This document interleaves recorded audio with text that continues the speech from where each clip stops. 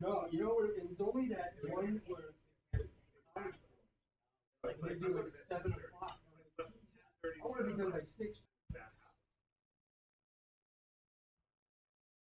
I wasn't getting here at 4:30 for sure. Complaining habit?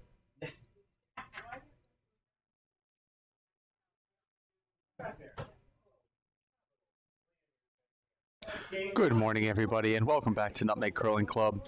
My name is Britt. It is the 8 o'clock draw on Saturday for the Blazing Handles. Teams are taking the ice right now, getting a good stretch in and getting ready to play. So let's set up the match for you right now. We have over on Sheet A today, we have Corelli versus Kwan. And over on Sheet B, we have Brundage versus Miller. I believe this is Miller's second match of the tournament. Let's see how they did. Let me go over and see if I can take a quick peek at the standings and let you know where we are.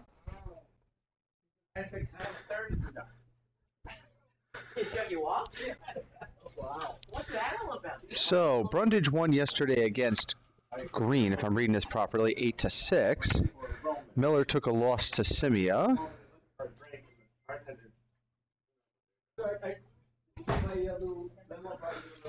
And I'm looking for the other one. Corelli lost to Hull, and Kwan lost to Shiner. So Corelli and Kwan both looking for their first win of the tournament.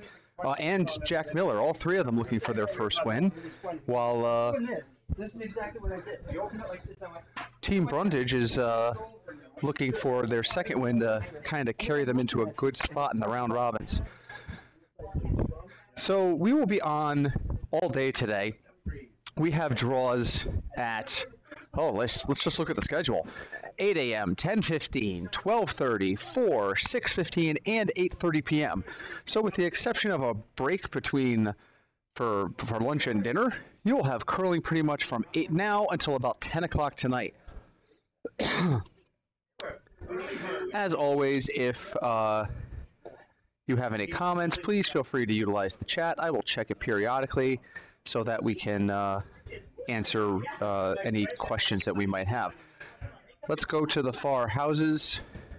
Sheet A is not yet underway. It looks like they're just getting ready to start, but Sheet B is a couple stones in. And let's see what we've got over B.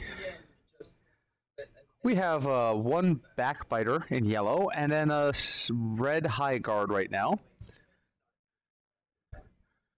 Brundage, I believe, is throwing red.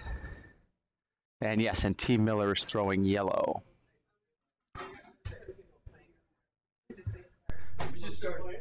So some wrap-ups from last night. Thank you again to Two Roads Brewing, who came down and generously donated some of their time and beer to our curlers in the warm room. Gave them an opportunity to sample some of the beers. Fantastic local brewery. That was very nice to have in addition to the on the ice action. Today we've got a lot going on. We'll have our lunch, and then tonight is our famous Blazing Leaves barbecue, which we do every year and is a big hit. So look forward to that. If you are in the area and would like to come on down to Nutmeg Curling Club, we are always looking for guests and visitors.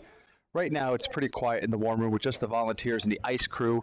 Ice crew, big thank you to them. They came in literally when the sun was not up in order to scrape the ice this morning to make sure we could give the best experience possible to our guests. So a big thank you to them. While I was chatting about that, Team Miller put a second stone in, and it's just touching the front 8, and it's pretty much guarding that back stone, but it's really not essential right now. But Brundage is not going to mess around with it. She's got Justin Arndt in the hack, who is a very reliable takeout shooter, and he is going to go right ahead and take a shot at it. That's not happening when we do the Ross Carrollton. Oh.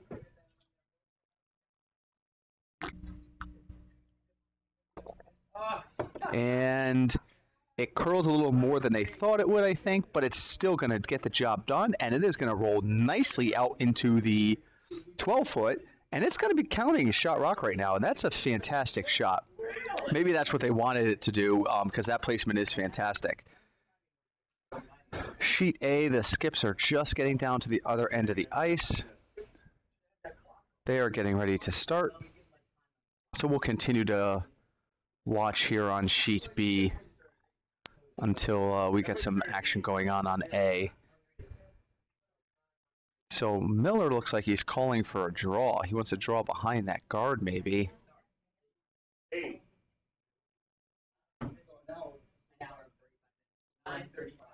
Looks like it's got plenty of weight. It's got to slow down for him. Really good is that And unfortunately, that's going to go through for him, but not a bad start. Let's go back to the three-sheet view because Corelli versus Kwan is underway, and their first rock is going to go through. So it looks like the ice has got some nice pep to it this morning. Yesterday, some folks were concerned there was a couple of draws that ran a little slower than they wanted to. So maybe the curlers are again having to adjust to the ice conditions. I know the ice crew was working very hard to make sure that everything was perfect for these guys when they came out there this morning.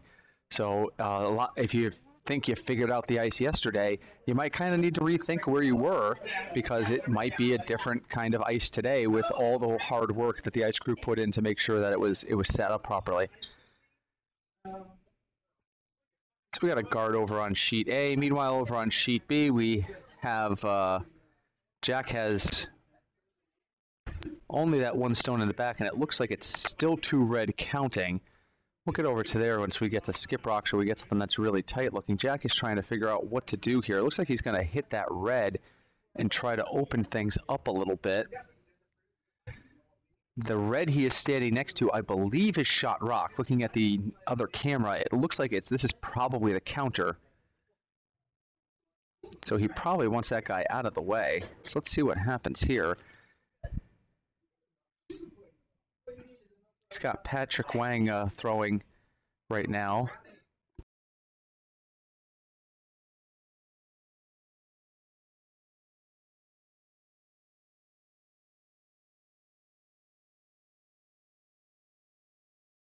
Unfortunately, Patrick's shot doesn't hit the red stone. I was in the middle of a sneeze there, so I did not exactly get to see where that went.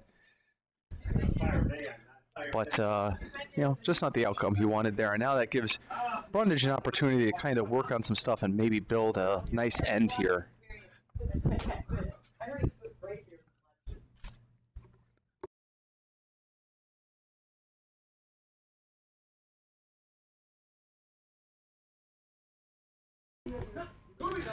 So their shot's underway.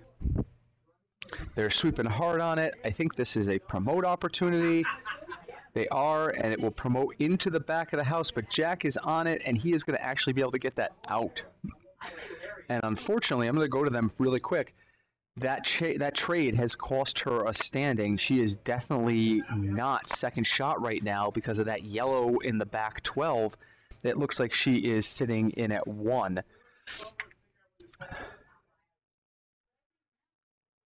So Alf Winter is grabbing a headset and coming to join us.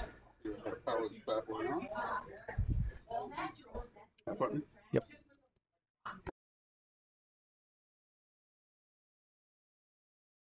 Blinking green. And Alf has joined the broadcast. Good morning, Alf. Good morning, Nutmeg Correlation. It's a fine day in Bridgeport, Connecticut. It is. It's actually really nice out. It's going to be a really great day here. We have cornhole, we have cooking, we have curling. Yeah, really outdoor and indoor activities today at the club because of the nice weather. Meanwhile, over on sheet A, here comes a stone. They're going to try and get this red. I'm not sure if that was the call, but they're reddish. They're trying to get it out of the way, and I think it's still... Is it in play? Out. It's out. Out of the house. So it's out of the rings, but it's still not past the back line, so it's just going to sit there. And right now we have an empty house. 2 center guards are just off center, and John is calling for Mr. Tully to draw in. I don't have a stopwatch. I'd love to check the speed because this ice looks pretty quick this morning. Thanks to Yes. the expert scraping abilities of Kui. Yes, absolutely. The ice is up to speed. It looks like it's running beautifully. I always ask people, Kissing the forefoot right on the center line, front of the tee line. Beautiful shot.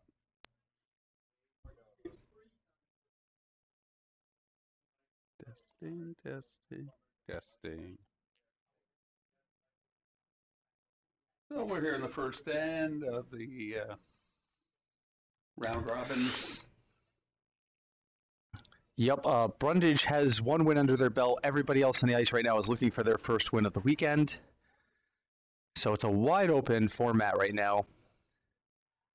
Over on sheet B, they've promoted that red up into the 8-foot and now and gotten that yellow out of the back. So they definitely have sitting 2 right now.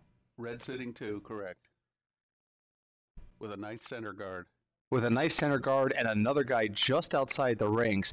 If they could get rid of that yellow, which I think is what she's talking about doing, then there'd be nothing out in front of the house for them to work with, that Miller being Miller. And Libby Brundage is going to come and throw her first rock without hammer. So sheet B is a little further ahead than sheet A, so we might have to do some jumping back and forth with cameras. So I apologize for that if we're going to kind of have to switch views periodically. I do not have a far A tight view, so I can't show you what's going on down there other than this 3-sheet view you have right now. Corelli is definitely going after that yellow stone. Plenty of weight. Just a shade wide. And it just misses to the right side.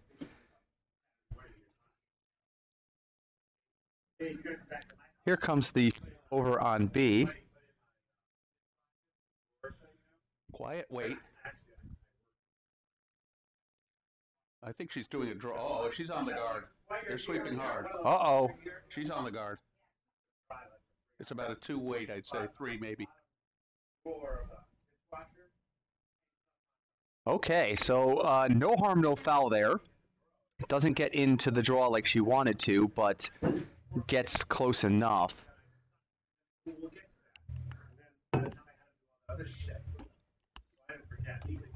Park your helmet and we'll set you up with a headset. Oh, Paul has arrived. Hey, Paul, how are you? We're going to be joined by Paul Douglas in a moment. He's going to be joining me on the cast today. I do appreciate Alf jumping in, though, because always love to hear from Alf, and we'll hear from him throughout the weekend, I hope. Is the red light number on mute, I trust? Yeah, so when you push that. When I push it in, I'll be off mute, right? Yeah. Right. Red on mute, Bob. So you're on mute right now.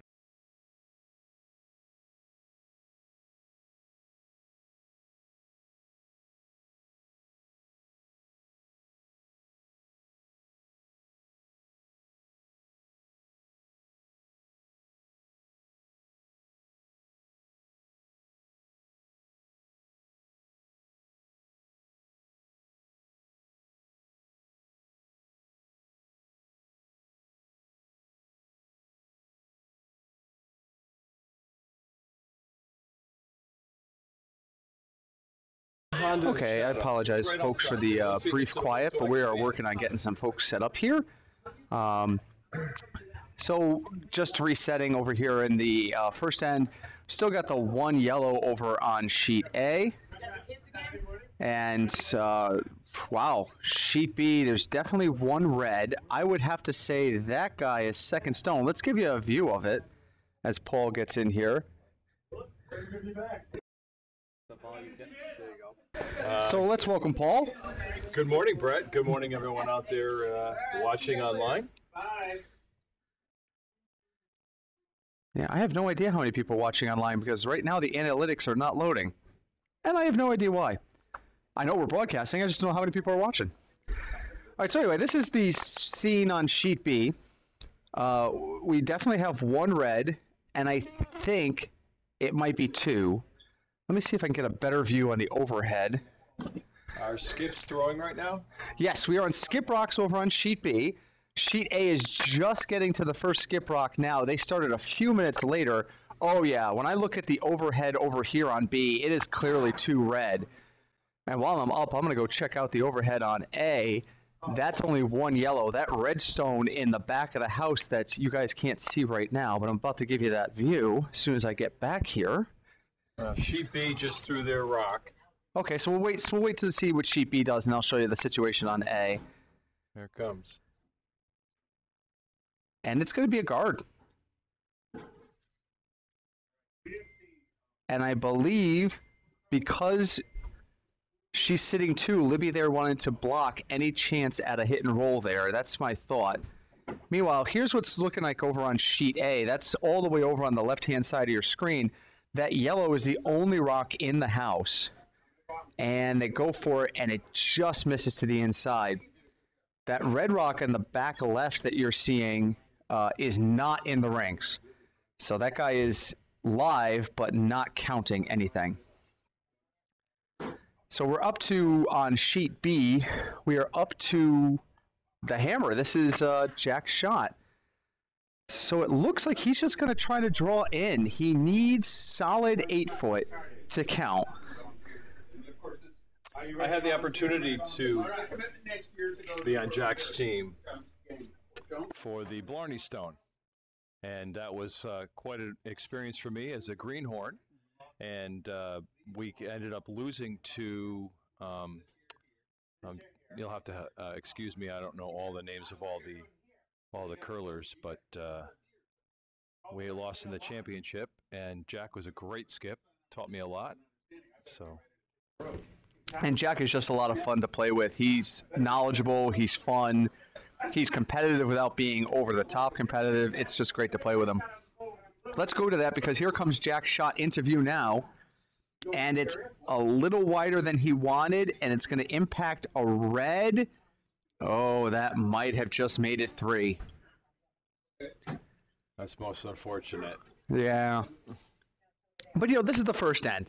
And we were talking before you, right, Paul, that the ice crew worked really hard this morning. They were here at about 4 a.m. trying to make sure that the ice was in great shape. You know, yesterday there were some guys who didn't quite feel like they could get the ice down. So the ice crew definitely worked very hard to make sure that it was predictable and stable ice. And I think folks who played yesterday are trying to now relearn what the ice is doing. So that is 3. That a steal of 3 or a? That is a steal of 3. Oh boy. Yep. Could be that lead play by that young Emily Winter. There it is. Alf is giving some props to his daughter who's playing lead for Libby Brundage today. Meanwhile, over on Sheet A. Johnny prepping his.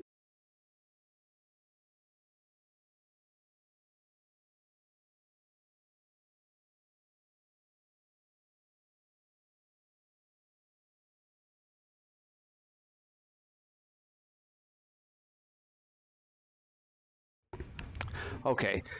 Ooh, there's a nice shot over on A, and it's a draw right into the 4 foot. Looks like it's touching the button. No, it wasn't. It wasn't? You have to shave the yellow into the. Oh no. Okay, I apologize. I missed that. So. Paul, you can come and do remote reporting from over here, and then you won't have to keep it. He wants to send me out to the stands. He sent you out to the stands. Yeah, that's the one camera I don't have is over that far A house. I've got everything else I can zoom in on, which is why we're looking at this wide view right now.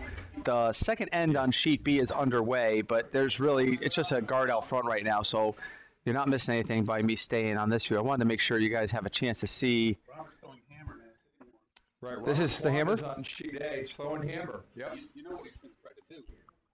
He is going to try and draw in for 2, it looks like. Or split those 2 for 3. In other words, shave. Oh, I can see, right. Yeah, he has one in the center line, just above the 12 foot. That's what he's going to go with. All right. So if this hits just right, that guard out in front is he's shifting. I think now he's going for the draw. Originally, he was thinking about trying to shave off that guard and have them both roll in and get the 3, like Alf was discussing. But I think he just decided, you know, early on, let's get our 2. Sweepers are on it. Again, first end. This is only Robert's second stone of the day, so looks like it's got good weight to me. What do you guys think down there on A? That looks good. They can stop now. You just got to get in the rings, boys. Don't want it through. He's T-line. Right on the T-line. A little Oh, They swept it a little beyond. they'll sweep it just to make it look good, but it's going to be too yellow over there. Very well done. So let's switch over to near B because this is now starting to develop.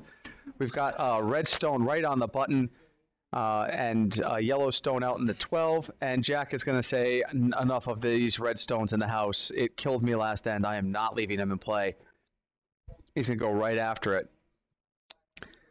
It's a Jack went down 5 stones after a couple of ends. He pulled 6 out Yeah. of one end, so he wants to avoid that today. Absolutely. Unless Jack came in this morning. If you watched his match from yesterday, they did dig themselves a little bit of a hole and then had a fantastic 6-ender. That's a nice shot. He wanted to get it just a little bit of a roll, but he didn't get it.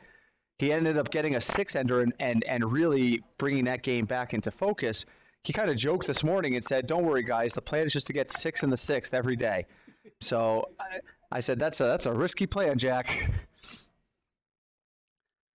But right now he is sitting 2, and Libby is gonna say, "I don't like this stone here." This looks heavy on sheet A.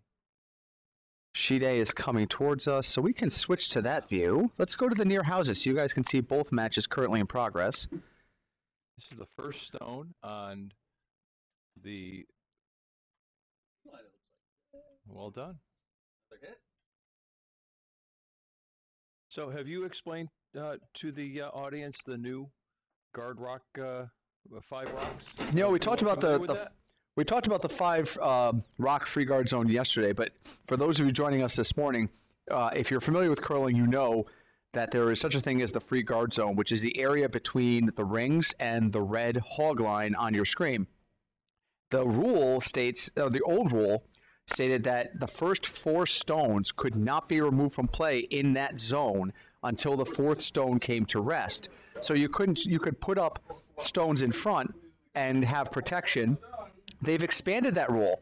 It's now 5 stones. So until the 5th stone of any end comes into play, any stone that's not in the rings cannot be put out of play. It changes. We talked a little bit with Jeff Hannon about it. It really changes how you set up corner guards when you have the hammer. They can't instantly take out your corner guards on the 5th stone because the 5th stone has to come to rest before a stone can go out. So thank you, Paul. That's a good reminder. Well, it's new to me. What it means is the 5th rock on the end can't throw a peel of a guard. 5th rock is a team without hammer. What it means is that the team with hammer can put up 2 corner guards without fear of them being knocked. So over on sheet A, I'll show you the near A house right now. We're developing the second end. We've got the 1 red stone there for Team Corelli, and he's trying to figure out what to do here. I mean, he's got to protect his stone, but he's also been surrounded by yellow, so what is he calling here? Depends on the weight. I'd say it's a freeze or a tap. This is not a guard. This is a little heavier than guard weight. Well, It's a little bit out there. it's coming. It's not going to hit yellow. It's going to come in and freeze against the one on the button. It's a nice freeze by the tall. It's a nice freeze. Not a call I would have made there myself there because I worry about setting up the double, particularly with all those yellows in the house, but a nice aggressive play by Corelli. Let's see what's going on in near B. Meanwhile, over here, Jack and Libby seem to be trading stones. Let's go to the full near view so you guys can see them both because both houses are about to get some action. Is it? Is she trying to split the house? Is that what she's trying to do? Here on B? On B? Or put a guard up. Or guard? It's definitely a guard. It's guard weight. Okay. Oh, we got a screamer coming in on A. Little narrow though. Little narrow. That's, Might have it. Might have it. And he gets the 1. And now if you're Corelli, you got to be thinking, I got to put up a guard a little higher up. He's not hammered though. I mean, he is hammered. He does have hammer. Right. I like the speed. They love the gripping power. Oh, I think he's going to try and hit and roll off that yellow. Yeah. I think that's a great call because you do want those stones out of the way. And if he can roll under the cover of the other yellow, he'd be sitting 2.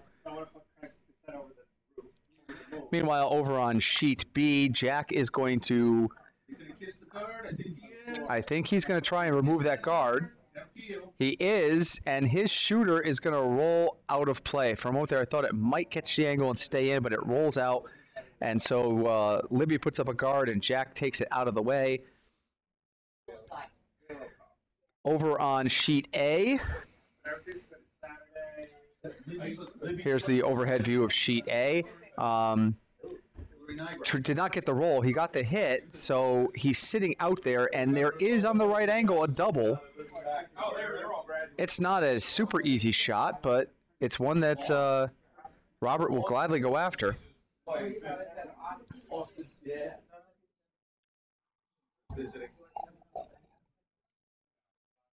And sheet B is just too much weight coming all the way through the house. Oh, here comes the screamer on A. He's going for the double. It's about to come onto your screen. Not enough. Angle is off. Oh, he just missed it from my perspective. How close was that ball? Within an inch, and then the Yellowstone still biting on the 12-foot. Oh, wow. Okay, so... Oh, what does Corelli do here? I kind of like the hit. No, he's going to come behind.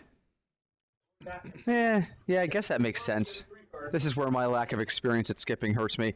I would probably rather tick off that red, yellow and try to get out of play, but I think this makes much more sense because he's going to be sitting 2 and he's going to have a second shot under cover.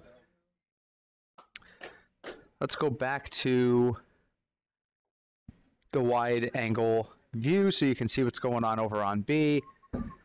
Over on sheet B, we still have 1 red, but we've got folks over in the 12-foot and the red is in the 8. I think we're getting to skips. It's coming all the way through. This is not a Got a little clean bio shot for between ends here. on A. So Got a that little bio info for you. the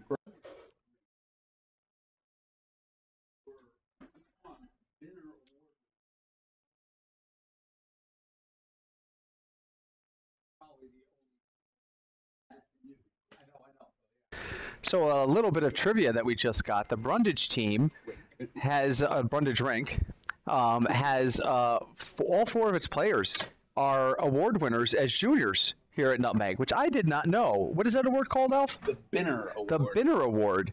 So that's kind of interesting trivia. Thank you for sharing that, Alpheus. It's out in the hallway as you head down the hallowed ice.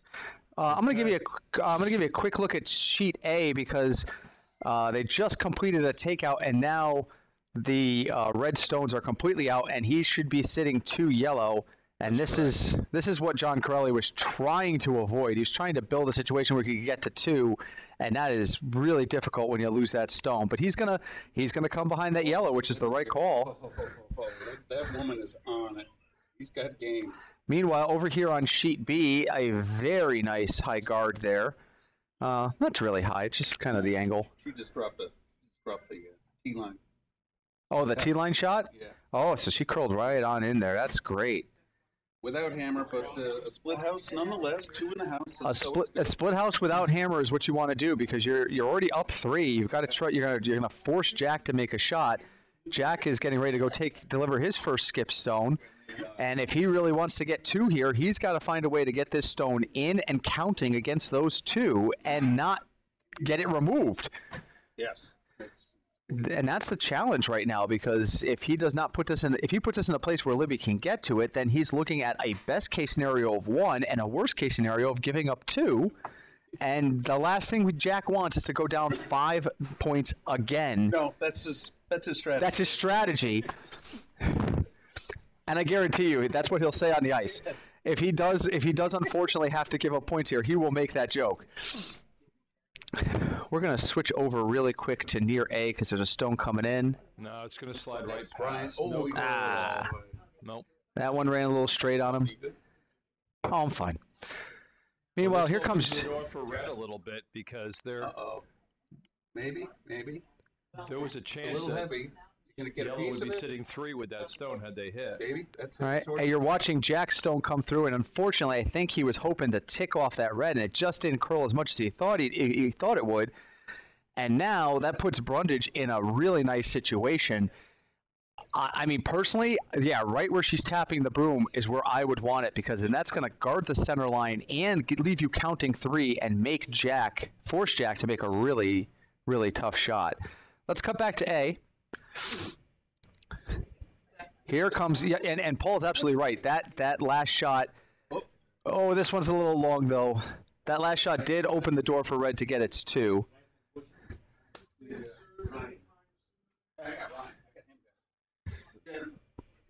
But as Robert Kwan skates back down the ice, or slides, I should say, to take his first shot, he's definitely going to try and eliminate that red stone.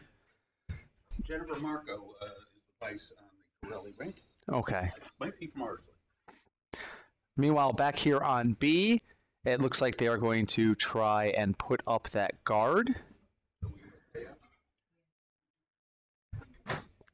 If they can get this just inside of that yellow stone, it would be gorgeous.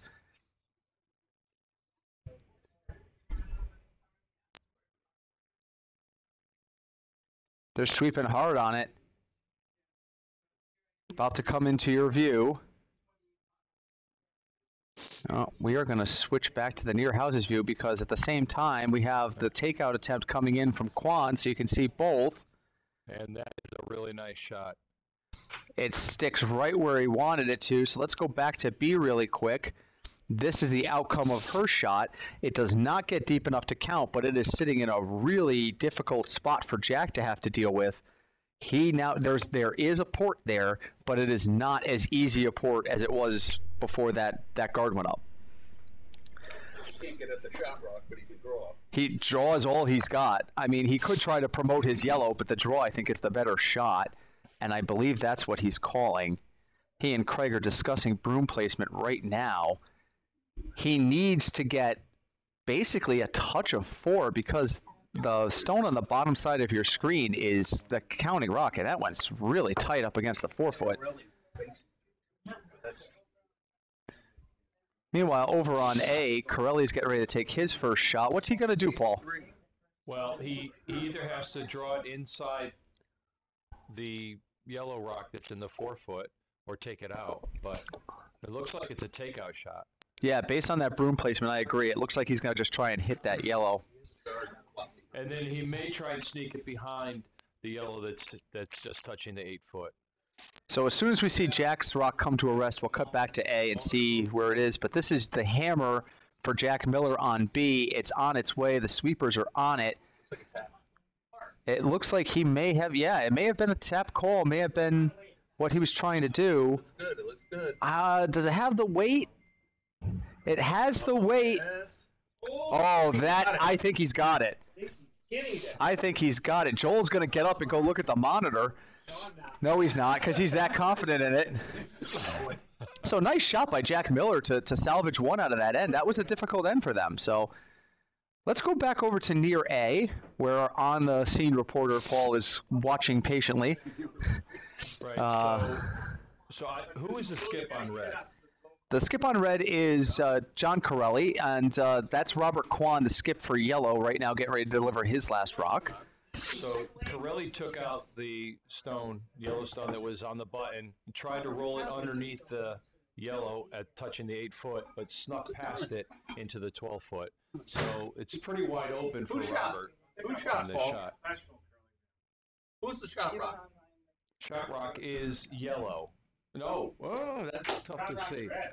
I would have to guess red. Well, Robert's got It is tight. Regardless, you know that. Yep, Robert's going to try and hit that stone. Stick around if you can. Here it comes. Sweepers are on it, and he's just going to hit and stick. And now it doesn't matter who was closer, because now it looks like 3 yellow, but Corelli still has his hammer. And he doesn't have any choice but to draw. Yeah. Morning moonlighting? Moonlighting at 8:30 in the morning? Absolutely. That's because we were drinking a little too much last night. 8:30. Well, yeah. It was a pretty lively warm room here last night. It was very nice. We've gone to the mood lighting. So we're going to stick with A. The third end in sheet B with Libby Brundage leading 3-1 over Jack Miller is just underway. But we will stick here with A to see Corelli's hammer. He's going for the cold draw. Yeah, I mean, unfortunately, the way this house is set up, he really doesn't have much of an option. If he hit and stuck on either the first or second stones, it wouldn't make him counting. Spill too. And he could spill too, so it's just a much riskier shot. And there's just no sense in playing with that guy biting the 12-foot, because if you can draw inside of it, it doesn't count. So just straight up draw to the button. The battery's a little. It looks a little heavy to me, Paul. What do you think? Since they're not sweeping, that tells me it's way too heavy. Oh no. And it will squirt right through. Oh, that's an unfortunate break for Corelli. We have seen the ice on A be a little quicker this morning. So, but that's going to be 3 yellow, and that's going to increase the score over there to 5-0 in favor of Robert Kwan's squad. So, a lot of curling to go, though. A lot of curling to go. I think the lads are excited to be playing in their first win. Oh, yeah. So we'll go back to the full view. You can see over on sheet B, we have this weird triangle of guards set up. So this might be all three shots are in play. So this might be our first experience today with the 5 rock free guard zone. So right now is the 4th stone of the end. It's Libby Brundage's lead's second shot. Emily Winter, right? Emily's playing lead? Emily Winter, that would be her. So Emily puts a guard up. Now, okay, so here's a great example of how the rule changed. A year ago, right now 4 stones have stopped in play, and they're all out in that free guard zone. A year ago, any of those stones would be fair game right now. You could hit at them, you could do whatever you want. But now, you have to have one more stone come to rest. So yeah, it changes that.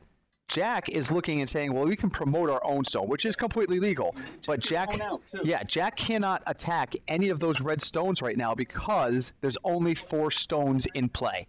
He's going to use that center guard to his advantage, probably. I believe that's exactly what he's going to do. He's probably going to try and tap his own yellow either straight back or on an angle so that it goes towards the center line.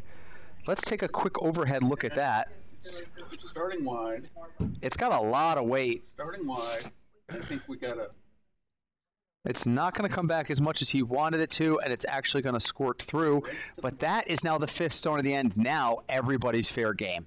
So that's the big change. There's one more stone that you have to throw before you can start taking out guards. The way I look at it is the 6th rock is the one you can start peeling. Right. With. Absolutely.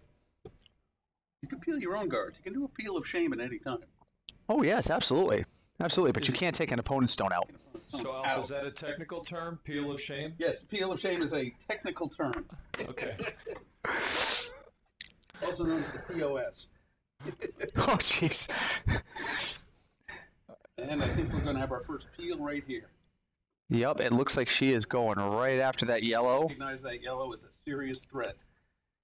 And if you're going to peel a stone, Justin Art's the guy you want doing it.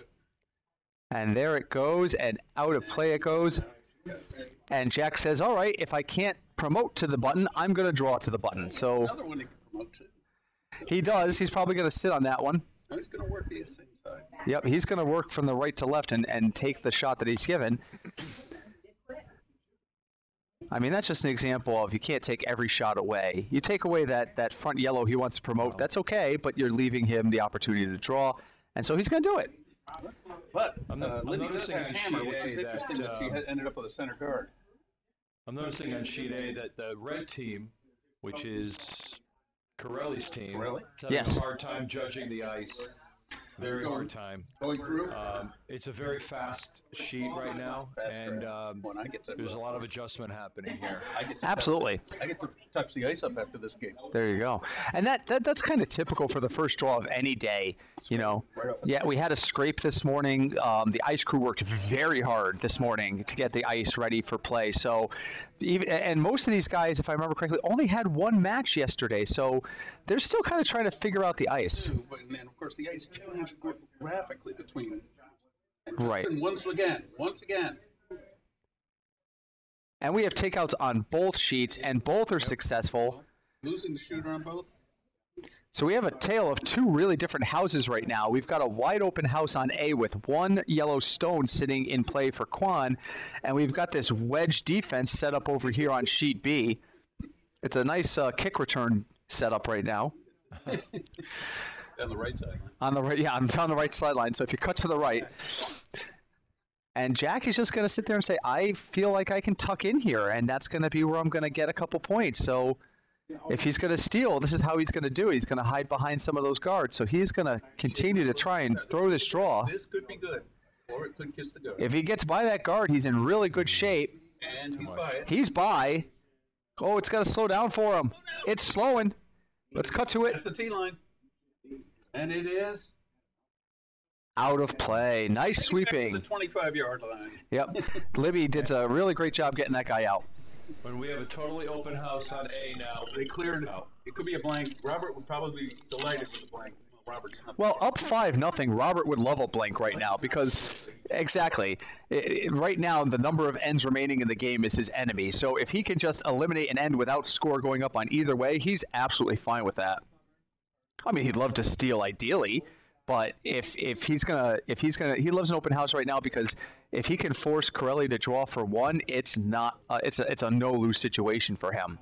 So it's a race to get one in the house. I think Hillary's not light with this. Oh, this one's a little heavy, I think, coming in on A. B2. And B2. Jack gave it I'm playing one for bingo. each. B2. Vitamin A and B2.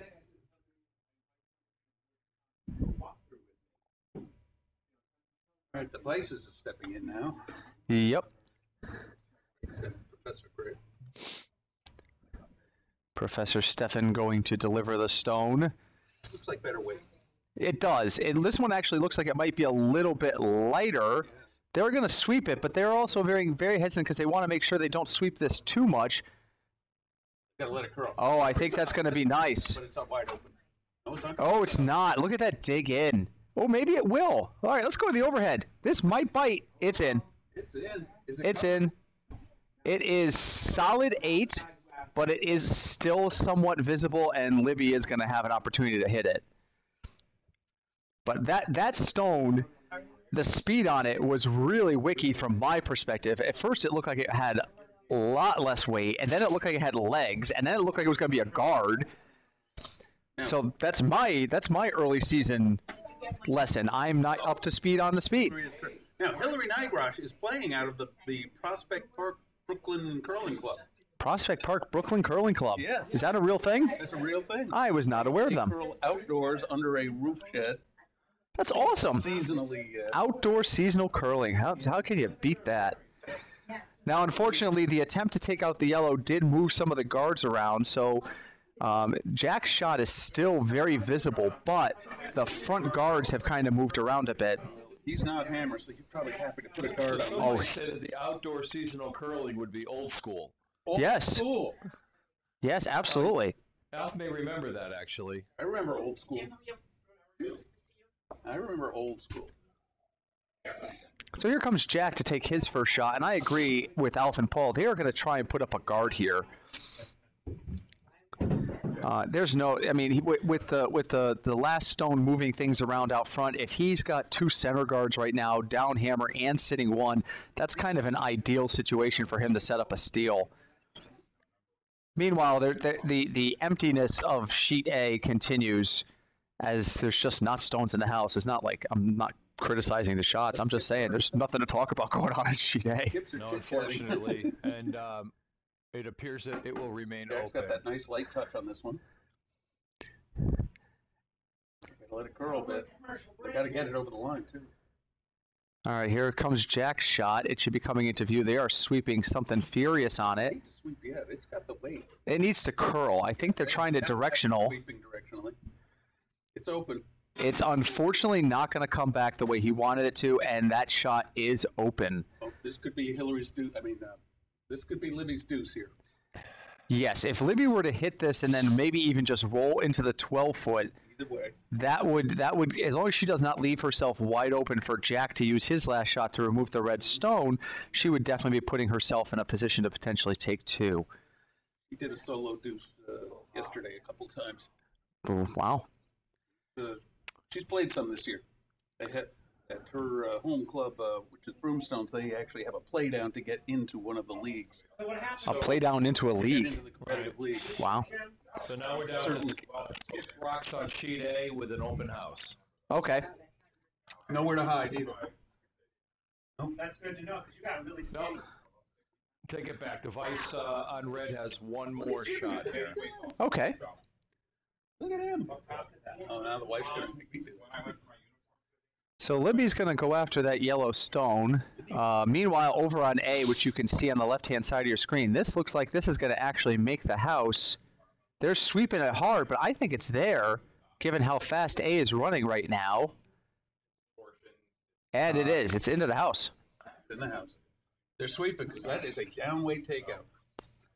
And Libby's shot coming into view What we got? is just going to skinny the yellow. Is the red going to stick around? The red is going to go out of play, and the yellow is possibly biting. We got a Yes, flop. it is. Yes, it is. So now Jack will have an opportunity to draw in, and if he can draw under cover and maybe even as close as the button, he puts Libby in a really bad spot for her last shot. So this is a crucial little shot right here. I'm going to actually go to that view in a second, but Robert will throw first. Robert is going to probably throw first, and he is going to go right after that red stone that they just got into the house. That is correct. He's calling for a takeout. Here he comes. And Your face. And my guess is Robert wants his stone nowhere near the house after the takeout. Yeah, I definitely think he's looking at blanking this end. I agree, Paul.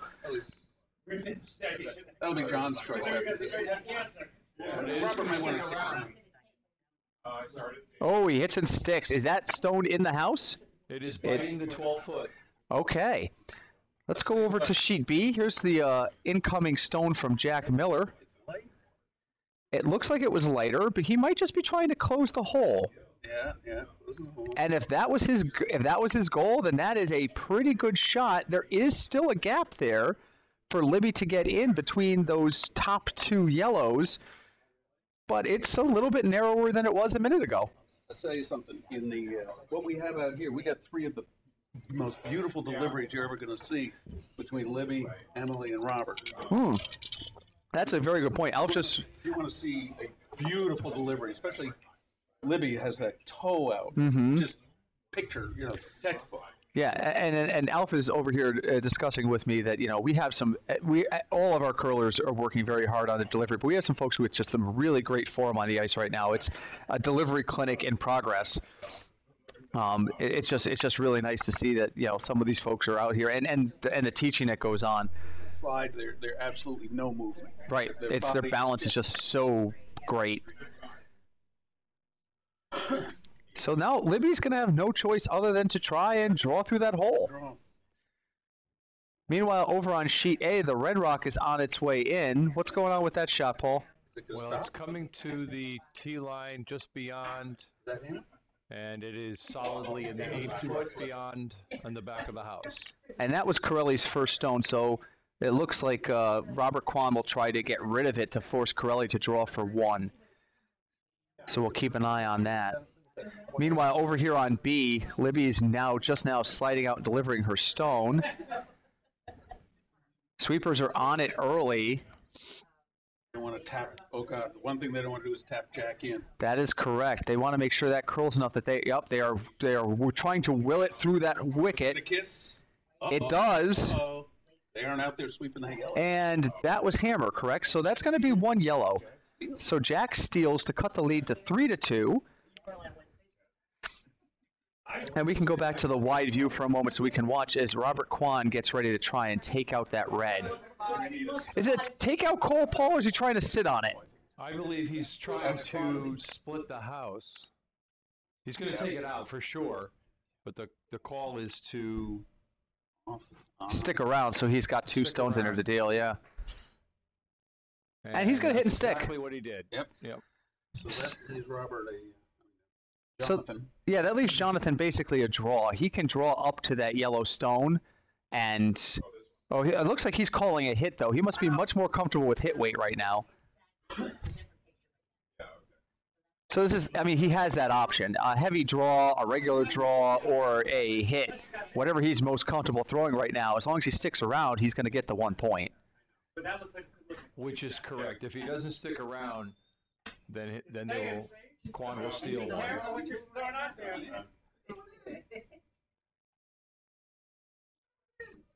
So let's see what Corelli does here.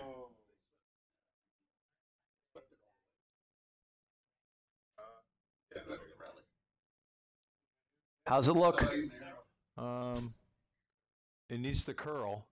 It's got plenty of weight. He stuck around. Nice shot. Hits and sticks for 1. That'll cut the lead to 5-1 over on sheet A, with Kwan continuing to lead Corelli. Meanwhile, we are over here on sheet B. We are underway. And it looks like Jack Miller's first shot just inside the zone. I do not believe that is a guard. And neither is Libby's first stone. So it looks like they're going to start playing out in front of the house. Or they're going to do a tap. Offensive or defensive? I mean, If it isn't, that yellow one not touching, they put a high guard on that. That's a nice recipe for. I almost replied to it, but you had it locked. I was gonna.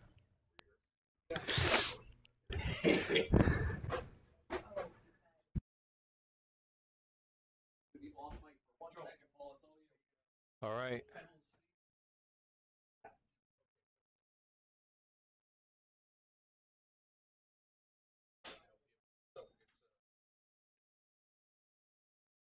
That pedal both sheets at the one that played on. Oh, okay. Gonna nip the two. Of course. So on sheet B, what Britt had called is what Jack had also called, which is a guard above the yellow stone, just touching the 12-foot. I probably could help. He's a gamer. Those are good ice shoes. Look at those ice shoes.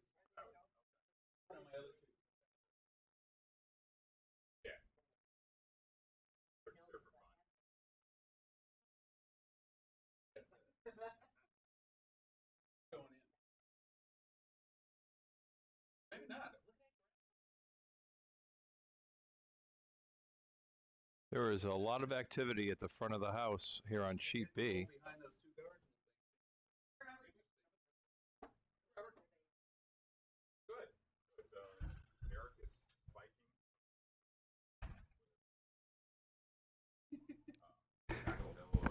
All right, I am back as well. Yeah, it looks like they're building out in the front part of the house here. On a hit and roll here behind the guard, and he's going to really set them up because, again, they won't be able to peel those guards. Oh, and this looks like it. Oh, look at this. No. He's going to hit and stick, and that is the 5th stone, so now everybody's fair game. It is 1, 2, yep. So we can start peeling. So, It's on the case. I mean, I think there's a legitimate chance, yep, to hit both those stones in the front and really open it up.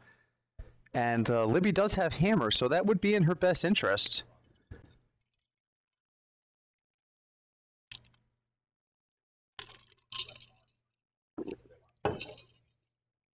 And again, if you're calling peels and takeouts, I love when you ask Justin to do them. I've played with Justin several times, and you don't want to leave him things to hit. It's got to curl a bit. It's not curling. Uh-oh. Curling. It's running a little straight. They might get one. They'll get one.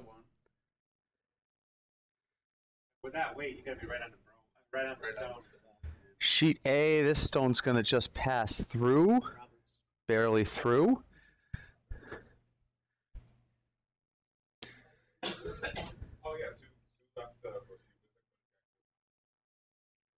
So the ice is definitely running a little faster than it did yesterday, and it definitely seems to be a little bit crisper, which is nice.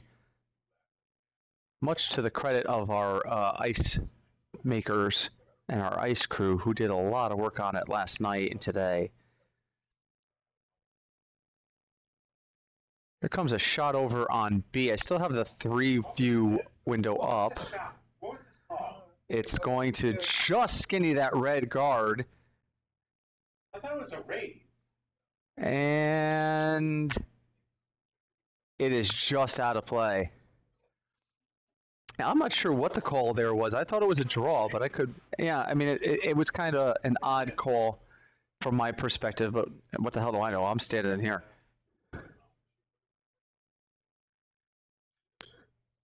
So we have an empty house on A again.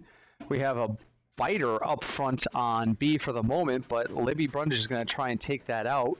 And Justin Arnstone is underway, and it looks really good. That'll hit and just roll a little bit off center. And Jack says, all right, if we're going to get rid of my stones out front, I'm going to pull behind yours. So again, on sheet B, Libby Brundage does have the hammer here. So Jack is definitely just trying to limit or possibly steal.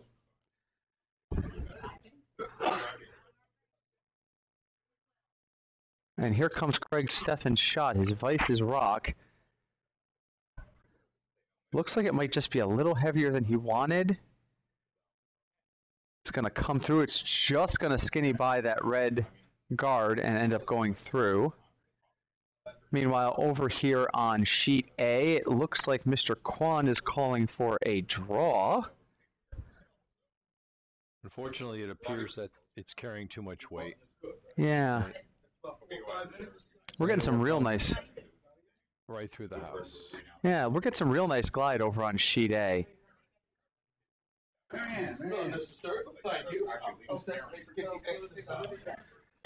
Over here on sheet B, Libby Brundage is going to try and come right through the hole as well, or possibly promote. But the stone is curling a little bit more than they anticipated, and it looks like they're going to end up setting another guard. If they kiss off their own guard, they pretty much close that entire hole, and they sure did. So out in front of the, I'm going to go give you a quick view of the overhead of what B looks like right now. Right now, it's just a wall of stones out right in front, and Jack is going to try and eliminate some of those because he knows Libby will use those to try to promote. Over here on sheet A, just a couple of stones out in front of the house, nothing in play yet. But that's what, but Robert is trying to put something out in the 12-foot and really kind of put some challenges down on John Corelli's squad to get some stones in play.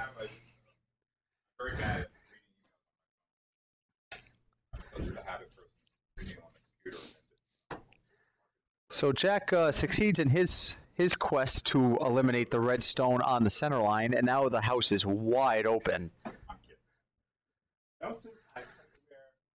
And so Libby looks like she's going to draw in. Again, stone looks like he's got good weight. He's going to try and draw right behind her guards. No. But it's just not going to slow down enough. The line looked really good. I think if it just had a little less weight, it would have curled right where she wanted it to go. And Jack is going to try and use a similar line, but go the other direction.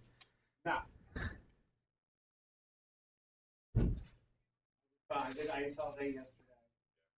How cool he was straight this morning. Meanwhile, some camaraderie going on A. Kwan and Corelli are having a nice discussion as Corelli gets ready to call a draw.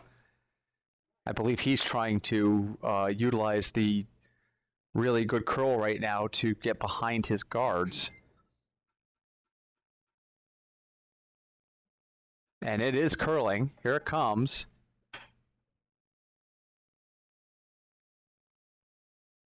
Just got to get it to tuck in there, guys. And this is going to be a gorgeous shot. It's not going to tuck as far underneath as he wanted it to, but that is just a really nice shot. And it's going to force Robert to deal with that stone. Meanwhile, over here on sheet B, we've got Jack Miller lining up his first shot of the fourth end. So we're onto the skip rocks here. And again, we're trying to draw. He's on the red, but it's still got a curl. Here it comes. It's starting to curl now. The weight looks like it's really good. It might even be a touch heavier than he wanted. Wow. Here it's curling. Look at it curl. Look at that curl. It picked to its advantage. And it's going to stick around. If it picks something, that would make sense. But if it didn't, it curled about 6 feet. But it was curling a lot before it hit something. So, but it's in a spot where Libby's going to have to either out-count it or deal with it. So that's what she wanted. Oh, that's what Jack wanted, rather. Roberts. What's going on over on A? His troops. They just swept the stone into. Who threw that to the button? The vice did. Ryan. Ryan. Kudos to Ryan.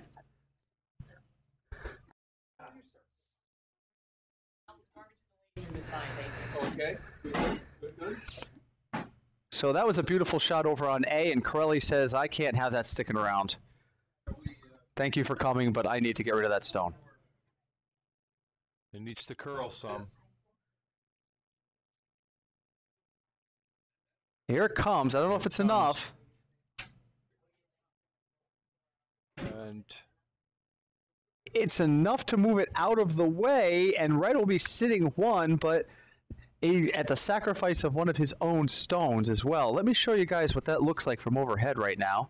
Right. That stone for Red is well guarded, but the house is pretty open in the middle. Right. Drawing down to it would not be a problem.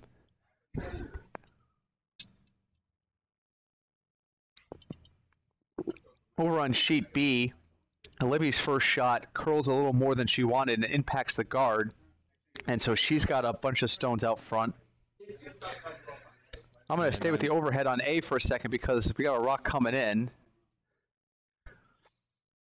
The weight looks good. They're sweeping it into the 12. Keeps coming into the 8. And honestly, the only problem with that shot is that it's exposed. That's great. It's a great shot. Let's go ahead and go back to B as Jack Miller is getting ready to take his last shot. This is what the overhead looks like on sheet B. This is Miller's last stone. Again, he trails 3-2 without hammer at this point. So if he can set up a steal of 1, he can tie this game up. Britt, how many ends is this match? 8. 8 ends, thank you. 8, but we are on a timer. And if the timer expires, there is a possibility these games will be cut short because we have to stay on schedule with this many draws today. This weight looks very light for Jack. It does. I don't know that's going to even get to be a guard, unfortunately. It's not. So Jack hogs it, which is not the worst case scenario there because there is that red out front, and with the curl being as strong as it is, there's always the possibility you promote a red. So he'll leave Libby a shot. Skip rock on A coming in now, looking for a takeout. Let me see if I can get to that really quick. And that is a nice takeout as it comes in guarded well. That's gorgeous. Very nice shot. That's gorgeous. Is that under full cover, Paul? It is. Or mostly? I'm trying to get her on Robert here to see. That is fully covered. So Robert's just going to try and draw inside of it. The only way to take that out is to draw to it. Right, which is what he's going to try to do. He's going to try and shoulder the inside of it. Wow, that is a really great shot. Was that Corelli? It was Skip Rock. All right, nice shot by John Corelli there to challenge Robert here. So now John is in a position where he's forcing Robert to make a tight shot or he's going to end up taking 2. And if he steals 2 here, it's 5-3 all of a sudden, and we're right back in the middle of a match. And I'm running over to the computer right now because we have got multiple skip rocks coming in, and they're all important. So who's delivering first? Whoever slides out first. A slides out first, so we're going to stick with Robert Kwan here. And then we're going to flash over to B because Libby Brundage is delivering her hammer in an attempt to take 1.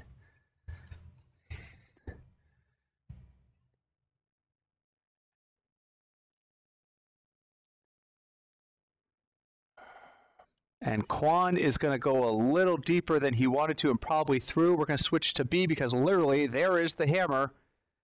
And it's getting right into the 4. What a beautiful shot by Libby Brundage to salvage 1 out of that end.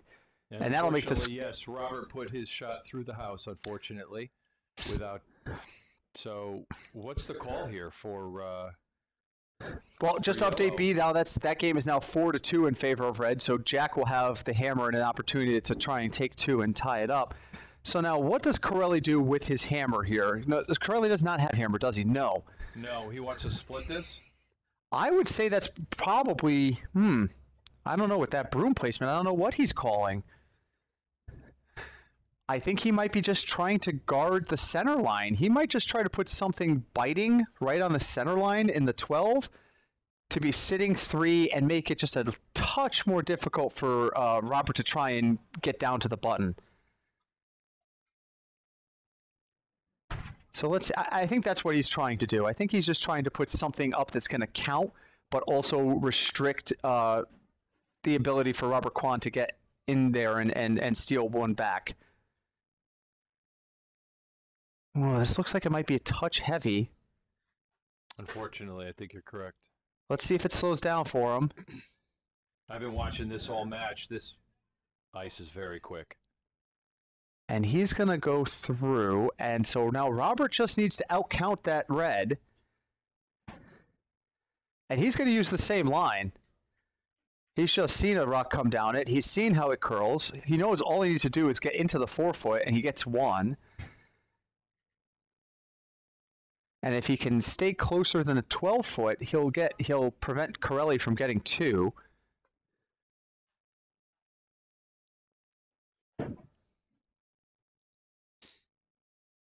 I mean, if Robert doesn't get shot here and gives up 1 point, and he's up 5-2, he retains hammer though because Corelli would only take 1. That's not a bad situation either. So what Robert really, his absolute necessity is to outcount that second rock.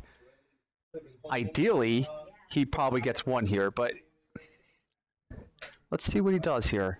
It's all about judging the weight. Yep, it's all about weight on this shot. They know this line.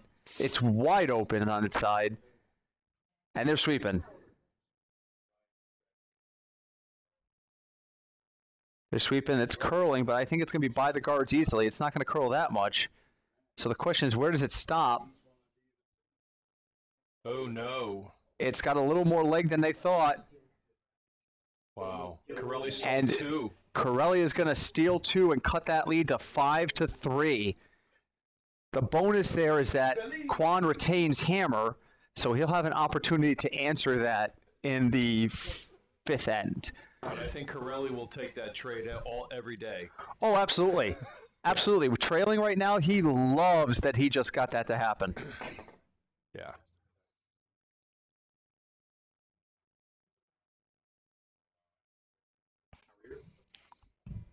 I'm going to go offline for a minute. Jim, how are you? Good. Family's good. I got 1 in Florida.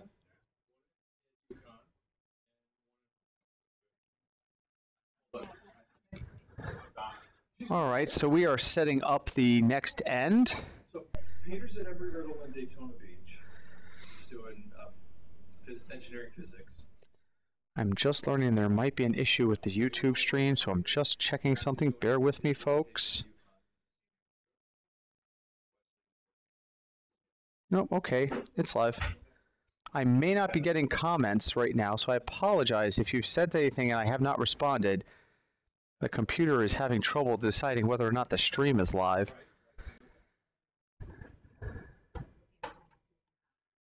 but it definitely is. So thank you for joining us again. All right, so what you're looking at right now are sheets A and B on the far houses. Both games are in the fifth end. Over on sheet B, we have Team Miller throwing yellow and Team Brundage throwing red. Brundage leads 4-2. On sheet A, we have Team Corelli throwing red, and we have Team Kwan throwing yellow, and Kwan leads Corelli currently 5-3, although they have not put up that score yet. I'm sure they will in a moment. So over here on sheet B, we've had a couple guards out front and a couple through already.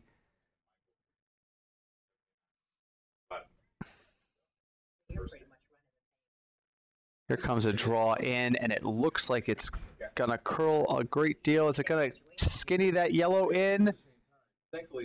Not all the way in, but it's going to push the yellow right up against the center line, which is not a bad spot because it's so close. Jack could use it, but the problem is that high red guard is preventing him from getting straight at it. So that yellow stone right now out front could come into play, but as of the moment is not Jack's friend. So we'll have Justin Arndt draw in here over here on B. Meanwhile, on sheet A, we've got some guards out in front of the house, and it's going to become a little bit of a draw game. So it's interesting because sheet A there has been so quick that they've been having trouble keeping stones in play, and now they've got guards out in front of the house, and now it sets up the ability for them to kind of really put together an end here.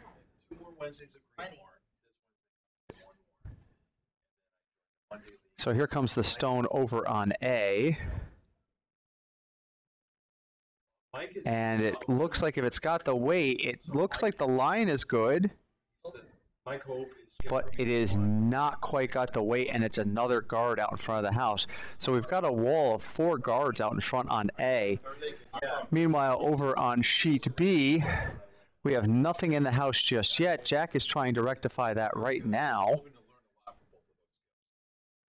He's coming around the red guard.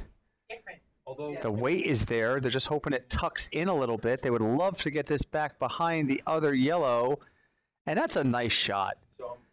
That's a nice shot by Patrick. It just didn't tuck in all the way, but the weight on that was gorgeous, and it's under partial cover from that high red, so you could reach it with a draw, but you're not going to be able to straight take it out right now. So Libby Brundage is going to call for a draw herself over here. Meanwhile, more guards over on A, more stones moving around. So we're going from a house where we had trouble keeping stones in to everything out in front of the house, and that's going to create for an interesting end later. Over on B, more scrubbing as we were trying to get this stone in, and it's going to just get into the 12-foot solidly. But that's in a spot where, well, it's under cover, so it's hard to say they can use it. It looks like this is going to become a draw game, a draw end over here on sheet B. On sheet A, it's still a whole bunch of guards out front. He was my skip for the Blarney Stone. We went all the way to the championship game. So much fun. All right. Shot coming in over here on A. It's going right into the pile.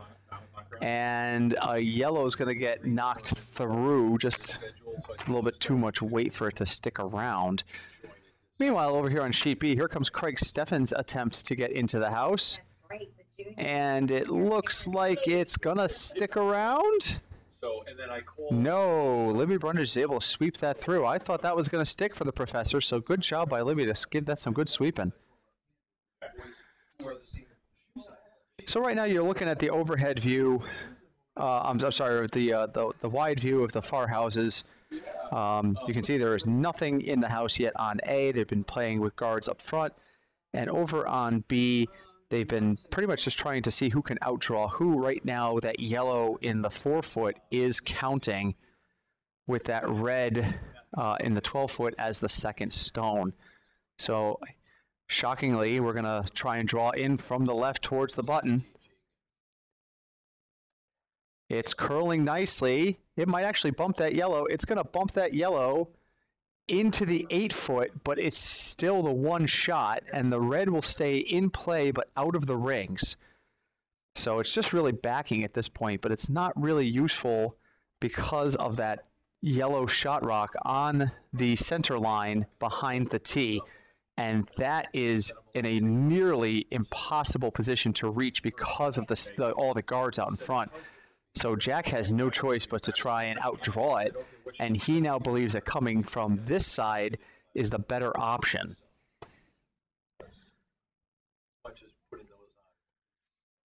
So Craig Steffen's second shot for Team Miller is underway. Sweepers are walking with it. They kind of seem apprehensive of it. It's got to slow down for him. It's starting to curl. Jack's going to try and touch off on it a little bit, and it's going to end up in the back half of the house, but that is the second rock, and it is only about, well, it's about 3/4 visible, but I think the draw is the better shot there. I would follow him down personally. Meanwhile, what's going on over here on sheet A? Well, let's take a look. We got a red stone into the house, sitting up there in the top 12. And it looks like Corelli is going to try and go through that port, maybe? Yep, he's definitely trying to draw in.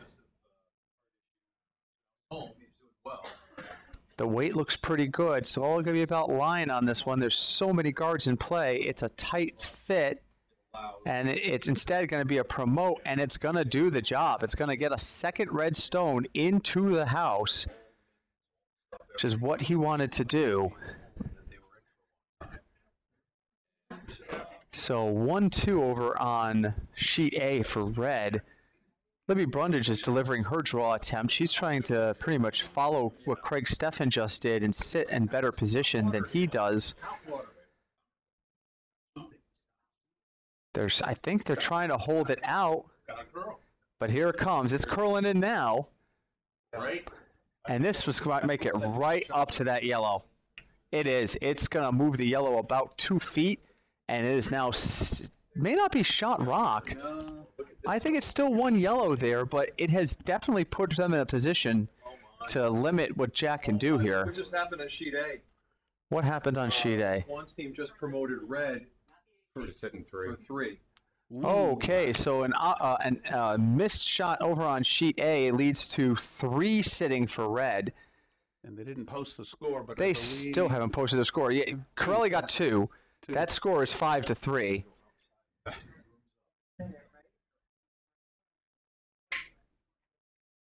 And I'd say Jack is going to throw the same shot.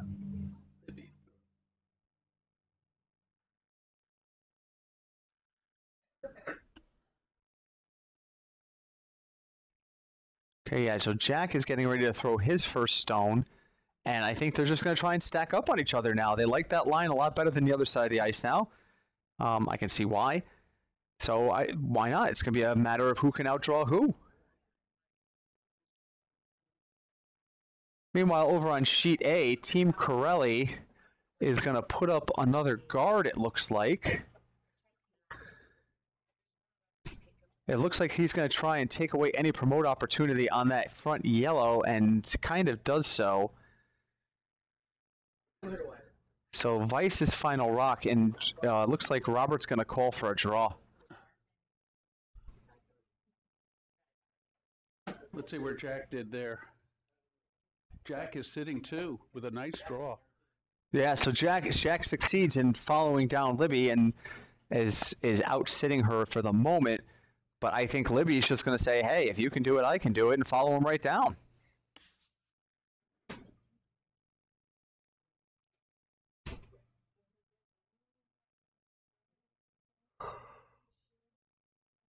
No, because there was a meeting scheduled. And then So Libby will try to do that. Meanwhile, over here on sheet A, John Corelli is lining up his first stone. I still don't see any yellow in the house over on A, so Here's Libby's delivery.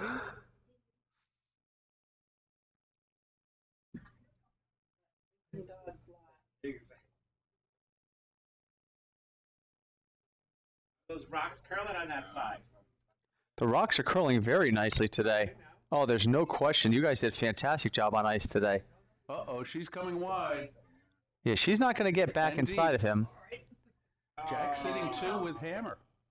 Jack Miller Bacon. So Jack would have an opportunity to pick up 3. He needs to outcount the red stone that's closest to the center line. So better than mid 8 foot would give him the 3 that he's looking for here, and that would swing the game to 5-4 in his favor. So this is a big shot for Jack Miller. They haven't posted the score on A. It's it should be 5-3. So John Corelli will come out. I think he's a little wider than he wanted to be, but he really just needs to be in the ring, so he can afford to be. Oh, he might go out. No, he's coming back. They need to sweep that. That's far enough out that a lot of stones haven't traveled that area. You need to make sure that gets to the house, and it Oh, just barely. just barely. He's got a biter. I think it's biting. Yeah, it seems to be the consensus. Here comes Jack Miller now. We have the far camera view right now for the crowd. Oh, Jack's coming up light. Oh, dear. All right, well, he'll take his 2. He took a 2, tie game. At 4-4 after 5 on sheet B. Sheet A, Robert Kwan is trying to figure out what he can do because there's a lot of stones out in front of where he wants to be. So we've got 20 minutes to get the 6th end in.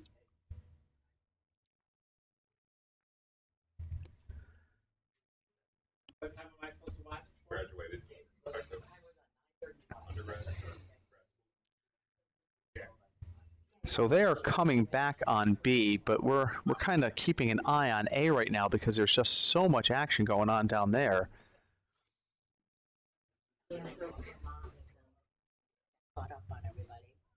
Oh yeah. Yeah, we went to the Bethel curling cluster.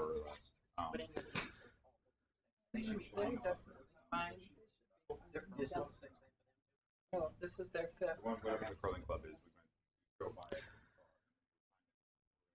So we're looking right now.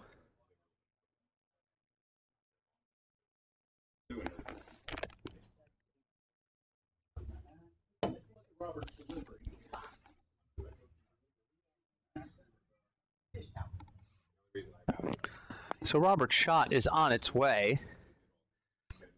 He's also going out there. He's staying with his sweepers, though. He wants to make sure that they get on it. And on it they are. They are trying to get by those guards. I think they've got it. No, kissed it. And Look at that. Oh. That is the shot of the morning by Robert Kwan. He puts it right by his own guard, parks it in the 4 foot and under full cover. I can see, I'm directly behind sheet A. I cannot see an inch of that stone. It is under full cover, and I don't know that Corelli's going to have any choice but to try and follow it down. Brett, where is he on the tee line, please? Is he in front of the tee line, behind it, or He's on it. He is on it. Like almost dead center on the tee line. Yeah. He might be an inch or 2 away from dead center on the tee line towards the back side of it, but he's essentially right on the tee line. Let's have a quick view on sheet B here. We have a nice setup here of guards. Coming home in the 6th end. Meanwhile, on sheet A, Corelli is considering a promote. He does not have hammer here, so he needs to find a way to get something in there, or Kwan's going to have a draw for 2.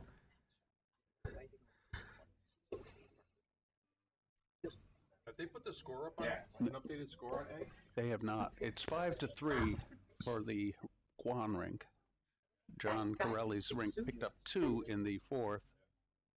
That is the vice's job? That is the vice's job, yes, sir. Right. Vice is in charge of scoring and measurements. Yeah, we do know that they scored 2, but you're right. They have not put it up. That scoreboard should read 5-3. And the vice is in charge of time management, I believe, unless the second does that. I think the second is more in charge of time management. So I'm not. It looks like Corelli is trying a promote here on his centermost guard, Oof. which is tight just because of the volume of stones out front, but it's doable. Stone is on its way. A lot of weight on that. Yeah, and for that line, I don't know that it's going to curl that much. We're on camera with it. A lot of weight. And he does hit the stone, but not on the angle he wants. And actually what he has now done is created a pathway to the button for Robert Kwan on the hammer. So Robert now has a pathway to get to. It's still tight. It's not a very, very wide port, but it's there. I think Robert can follow his initial shot. He has only to cut 8 foot to get his 2. Absolutely, and that's what he's going to do because that's the line he knows. He's having just thrown that. He's very familiar with it. So, yeah, all he needs is a touch of 8. Person throws mine.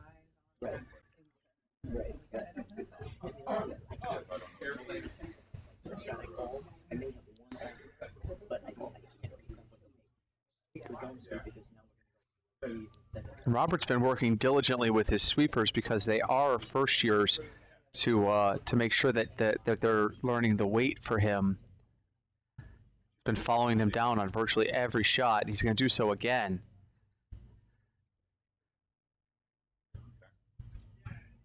And the sweepers are on it. The line looks okay. I don't see any impacts. It's just a matter of getting it into that 8 foot, and I think they have done it. It's going to try and sweep it back.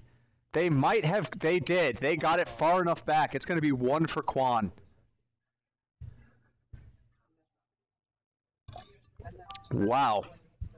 I thought for sure that was going to stop dead in the 8 foot, and it just kept carrying on them.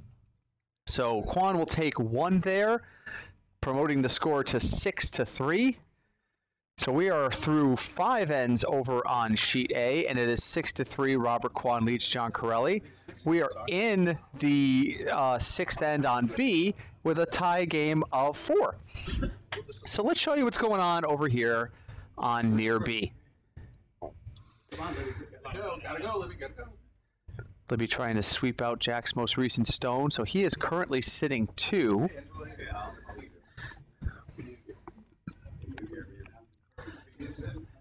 Timer running. We do have another draw scheduled for 10:15 this morning. So the clock is running on these curlers. And one match that is extremely close. We've already had one match decided by a nutmeg knockout this weekend. Be interesting to see if we have another. They're in the 7th end over here.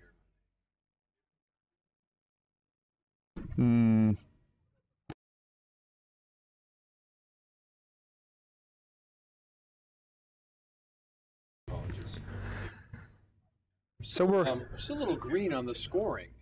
Yeah, it takes a while. Our reverse scoreboard effect. We were just having that conversation in the warm room.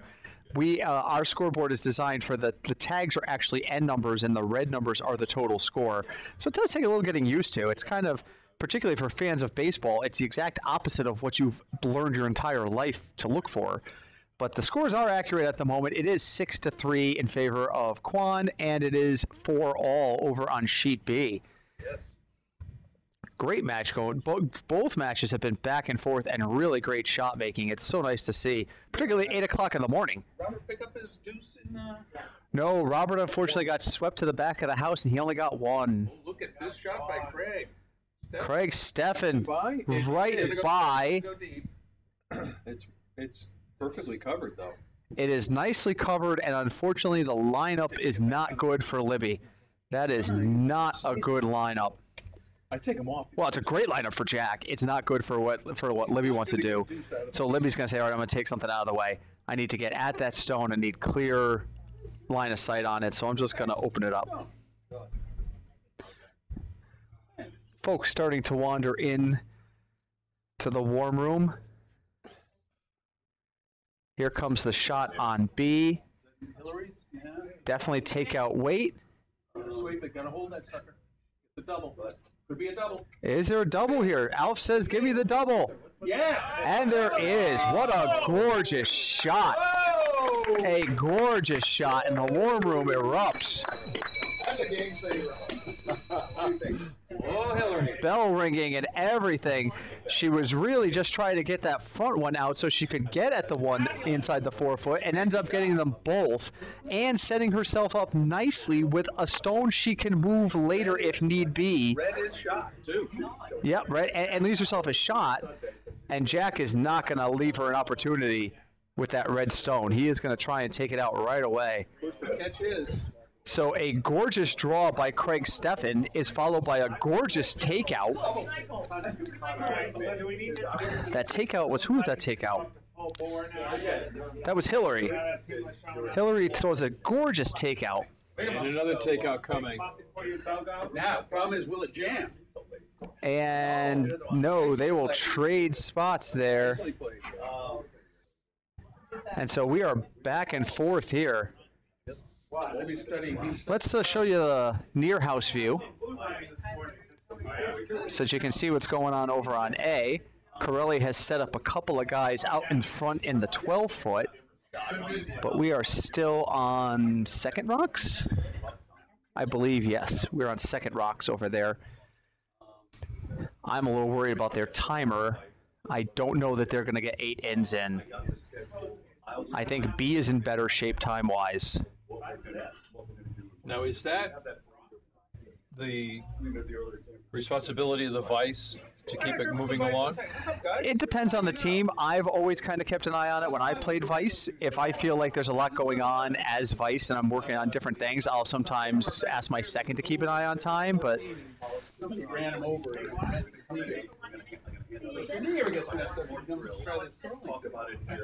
Those are rock. Those are solid granite rocks. They're as heavy as. So what you're looking at right now is the 3-house view. Jack is getting ready to go down and throw his first stone, so we might zoom in on B, but for the moment we're going to stay with the 3-house view because there is 3 red rocks in play, counting on sheet A, and Robert Kwan is going to try and eliminate one of those rocks.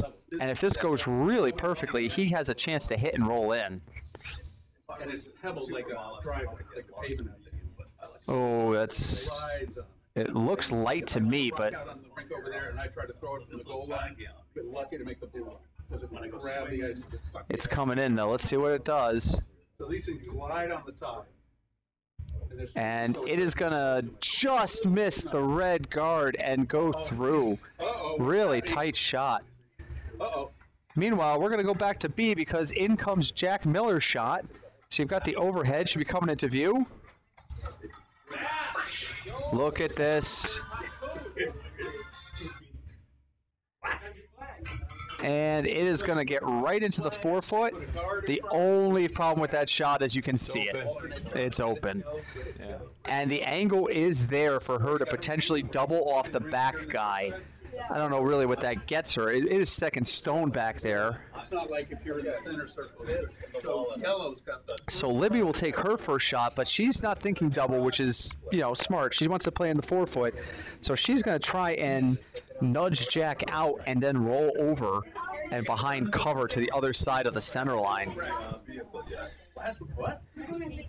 No change in the situation over on sheet A. They just traded shots. They traded shots. So here's near A. Here's what we're looking at from an overhead on sheet A. And it looks like Robert's going to go after that redstone again. You can see that high yellow guard really not coming into play just yet. But you never know. Oh, I apologize. I am yawning already. We've got a long day of curling ahead of us, and I'm already yawning. So here comes the shot. I think that's going to go through as well. Yeah. Three shots in a row have gone all through the house. Well, judging that curl is a little bit more difficult with the increased weight, so I'm going to size it up to that. Meanwhile, here comes Libby Brundage out of the hack. She is just releasing her stone right now. Sweepers get on it right away. Now the sweepings, keep it moving, just keep it from curling. I don't know if it's light or if it's because of line. It looks like it's got good weight. They're staying with it, though. Is it by that yellow? Yeah, it looks like it's going to get by that yellow. Now, if it tucks in nice, Look at this. that's a gorgeous shot. I think he probably can see a little bit of it, but it's difficult to get out of there. She didn't want it. Cold draw. Cold draw Libby. Yeah. Hey, Jim. So as has been the case in much of this match on B, the skips are just drawing right up against each other. And Jack says if Libby can do it, so can I. Of course, red does have the hammer here, so that can factor into this count. You're the guy to touch base on that. Check the server. If Jack can put in a position to out-counter, then that would be very helpful. We're promoting here? Over on A, it looks like... The bullpen actually gave us a chance. I'm not sure what he was trying to do there, but I wouldn't worry about the loss. it ends up going out of play, but Jack Miller's stone is on its way. You know what? We got praise tonight. The Yankees got Looks a little lighter to my eye, but the sweepers are on it. We'll rough him up bad. He's got to stay off that center line. Stefan is screaming instructions. It looks like they're going to try and promote that yellow up. The line is there. Is the angle right? Look at that. Wow. It's still one red, but Jack has parked right up on top of that red stone from Libby. And now the only option she has is to try and pull into that pocket to sit two. So we have a crowded button right now over here on sheet B. Looking back over at sheet A, we've got the three red stones in play, the red guard out in front.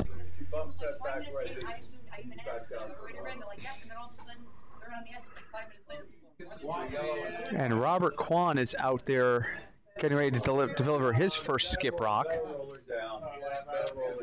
I think he's actually trying for a double. I think this line says to me he's going to try and take out both those stones in the back.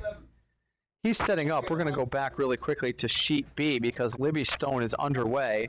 Sweeper's on it again. Looks very similar to her last shot, which was perfect. Sweeper's going harder on it than they did the last time, though. Oh, now they're coming up. Now they're going back on it again. They need to get right into that button. Everybody's working on it now.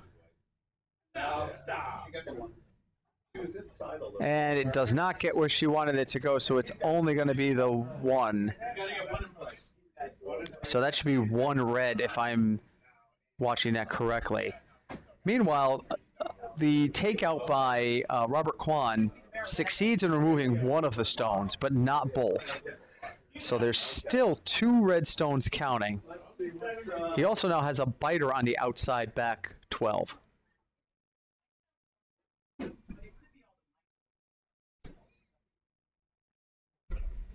Burning stuff over there? Burning up shit over there?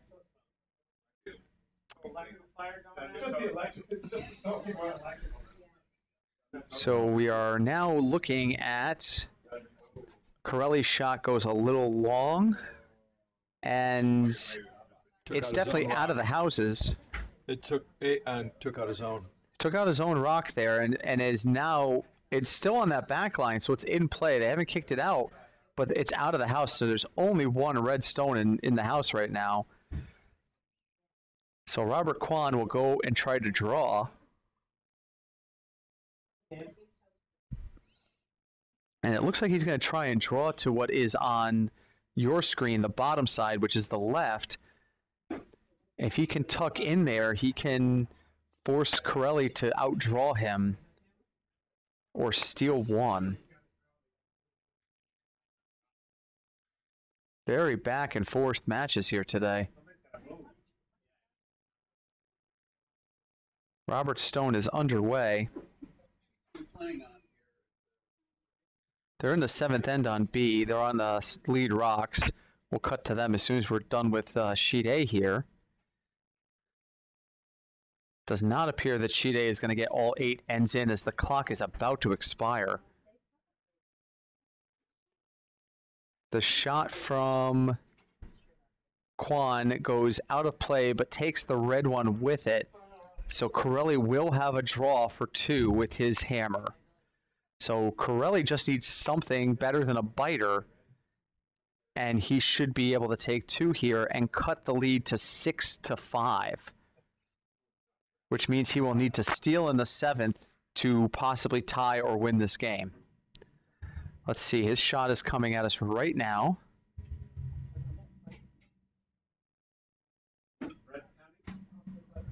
Coming into view. Just needs to get to the rings. Oh, they're getting in position. They have a shot to get this out. They have a shot. And no, it's going to be 2 red. Wow. Nice shot by Corelli on the hammer. He cuts the lead to 1, and the timer has expired, so they only get 1 more end on sheet A. Yeah, this going on with the system. Has someone informed them they only have 1 more end? Okay. And we've just confirmed that the skips on sheet A have been informed that the 7th end will be their last end. So let's go to far B and see what's developing over here in their 7th end. They did start the 7th end before the expiration of the timer, so they will play all 8 ends. So it's 1 yellow is the count at the moment. Yellow trailing by 1. Brian Glatzel does not look happy with that shot. He's just throwing his hands up and looking at me like, what the heck just happened? But, you know, sometimes it happens. Craig Steffen also making I don't know what just happened type gestures there. I missed that shot because we were watching A, so I have no idea what they're on about, but they are definitely unhappy with something that just happened on the ice. I just don't know what it was. So meanwhile, again, red leads by 1, but yellow has hammer here going into the 7th end. How exciting would it be if we got 1 yellow here and we were coming home tied? That'd be a fantastic finish to this game that's already been very exciting and very back and forth. So the red shot comes by. It's going to skinny off its own red and split the house, or is it going out? One of the stones is going out, and one of the stones will remain in the outside 12. And Jack says, well, I like this stone here, so we need to make sure we protect it. Even with hammer, Jack recognizes there's a lot of room to work. He does not have a problem with putting a center line stone in the 8-foot. He'd be counting 2 that way and have his shot rock protected and still have a lot of the house to work with. Patrick delivers the rock. Looks a little heavy. Craig Steffen is putting his hand out as if to recommend caution. And it's actually unfortunately going to go through the house for him. So an opportunity for red to swing this a little bit. There is a high red guard, so I don't think Libby will go straight at it, but she will try to draw down to it and maybe push it back. Justin is delivering the stone. Looks good. He gave it just a tiny push at the end there, but I think that was quite intentional just to make sure that this draw reaches there. The only thing you can't do with this stone is be short. He's just got to get by his top guard, which he does. This is going to be gorgeous. It's curling a lot. It's not going to end up right on the button. It's ended up going to go curled so much at the end there. That's going to end up in the back 12. But red, with those reds in the 12-foot, putting themselves in a position where they could find themselves. They can get rid of that yellow. Meanwhile, in the 1-point game that has developed over on sheet A, John Corelli does need to steal one here in order to tie his match, and this is their final end. Right now, there's just stones out in front of the house.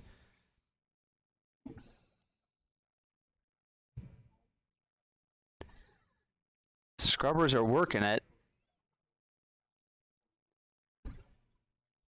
Brian Tully's stone on its way down. Sweepers are sweeping, but I think it's on that yellow. Here comes Quan to say, if you're going to promote me, I want to be in position. And we just moved some guards around. Meanwhile, while I was talking about that, this is what happened over on sheet B. Jack wanted the guard out in front, and it just came off a little bit too much. And instead, he's got two sitting in the one on the button and one in the forefoot. But an opportunity and a pocket for Libby to try and draw into.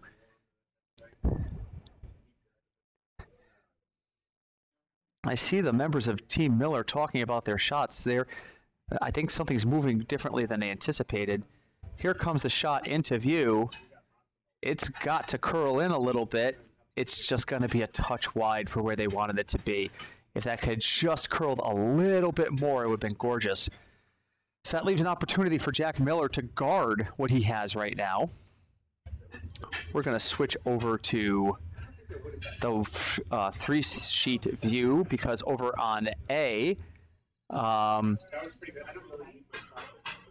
we have a stone in by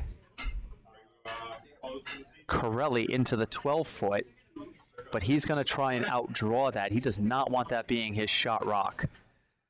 Meanwhile, on Yellowstone, Jack tries again to get that guard up because he's got some nice setup right there in the forefoot and on the button. And Craig Steffen's stone just does not curl as much as they want it to, so the guard is out there, and it cuts the draw possibility down, but it's still going to be difficult for them to get right in there. I think Libby is still calling the draw. Her broom placement seems similar. Her Vice's rock is away.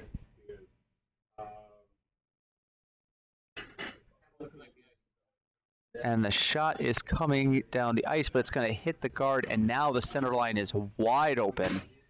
So she peels her own guard. I don't know that that was intentional, but it's not a bad thing at all for Team Brundage. Meanwhile, over here on A, Corelli does succeed in getting a stone into his back 8-foot.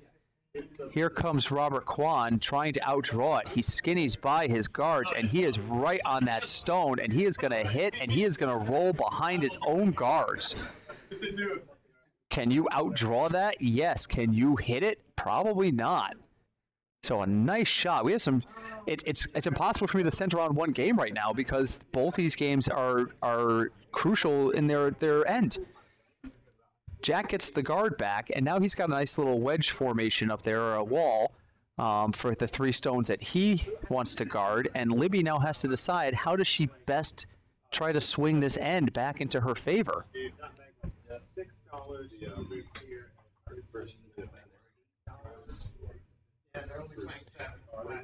So here comes a stone for Team Corelli over on A, while there's discussion going on B. It gets by the guards again, and it's going to come right up, but it's not going to curl as much as the last one does, so it's going to hit the outside of the yellow stone, push the yellow stone a little further back, but also under better cover. I don't know that you could reach that yellow stone, but they're now looking. There might be some discussion over which of the 2 stones is actually counting.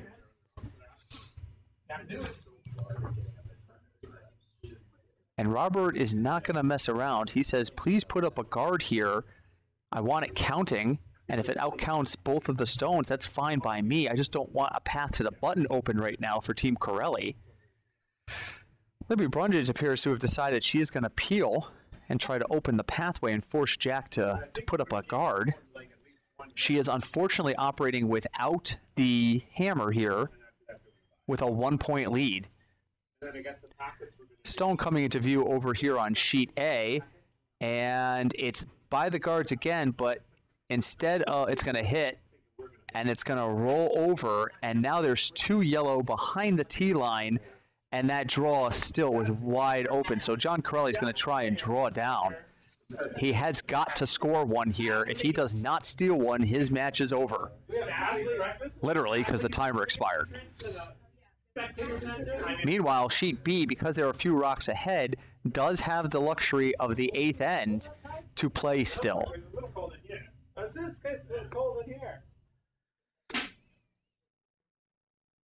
Here comes the shot from Libby Brundage, trying to peel. Meanwhile, we also have the stone coming in over here on sheet A. It's not going to curl enough to tuck in, and it's actually going to go through the house. Libby drives the stone back and trades stones, knocks the stone right off the button, and now there's 2 in the 4-foot. Let me show you really quickly what just happened on B. So she pushed the guard straight back and impacted the existing stone, so now it's still 2 yellow, but the center guard now is a red stone, and that gives Libby some options for her second shot. So Jack is going to sit and discuss about what he needs to do. We're going to go back to the 3-sheet view because we're about to get the last Vice Rock for Team Kwon over here on sheet A. And again, I believe he is calling for another guard. And depth isn't as important as line here. As long as it's blocking up what he wants it to block up, he's fine with it. He would love for it to count. And it's just going to redirect off of that other guard, and that is a great spot. That is going to make the Corelli decision a little more difficult because it's going to be hard. He's going to have to get by that guard now if he wants to try and draw into that pile, and that means he's going to need a lot of curl at the end. So they're looking elsewhere now. They're looking at the promote now instead. So Jack is going to try and get another stone into the scoring area. He is calling for a hit and roll. So while Corelli is lining up his shot, let's show the overhead on that. So he would love to hit that red and then roll back under the guards and maybe sitting 3. Miller's stone is away. It looks light for a hit and roll to me. So maybe I miscalled this shot. I must have miscalled this shot. He must be just trying to draw. But instead, he's going to impact that red. I apologize. I totally misread that shot. I thought that was a tight line hit and roll, and instead it was a attempt to promote or guard. Corelli is in the hack, so let's go back to the 3-sheet view. And he is definitely trying to promote one of those red stones straight back into the pile of yellows. Doesn't have a whole lot of options because of that last guard. It was just placed so well. So let's see what John can do here. It's a long promote, but it's definitely there.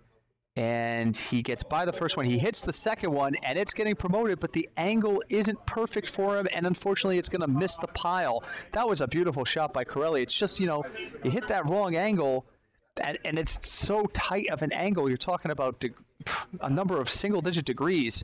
You know, you miss that by 4 degrees, basically. And that's a guesstimate on my part. I have no idea if it was 4 degrees, 5 degrees, 25 degrees. I have no idea.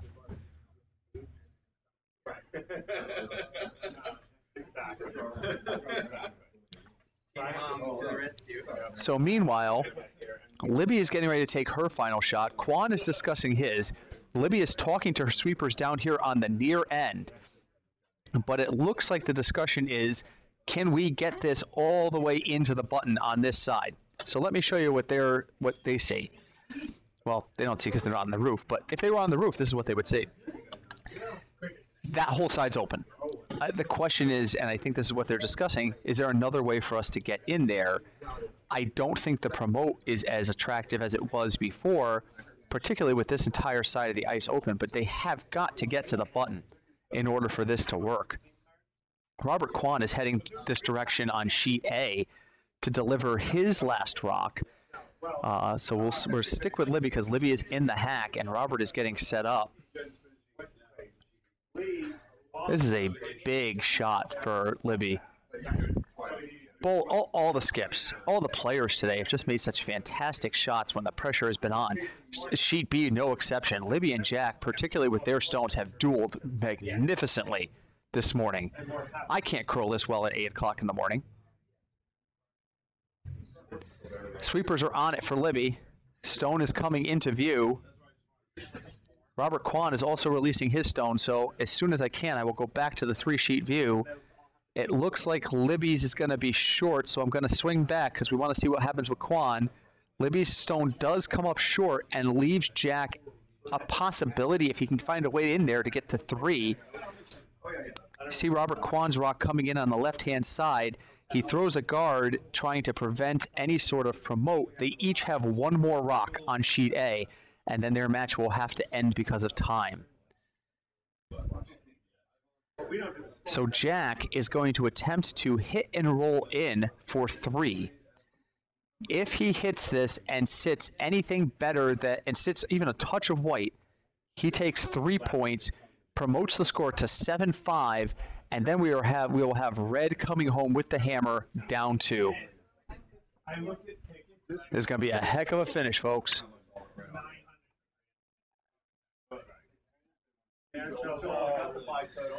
Oh, I see people with shoes coming in. I see curlers walking around.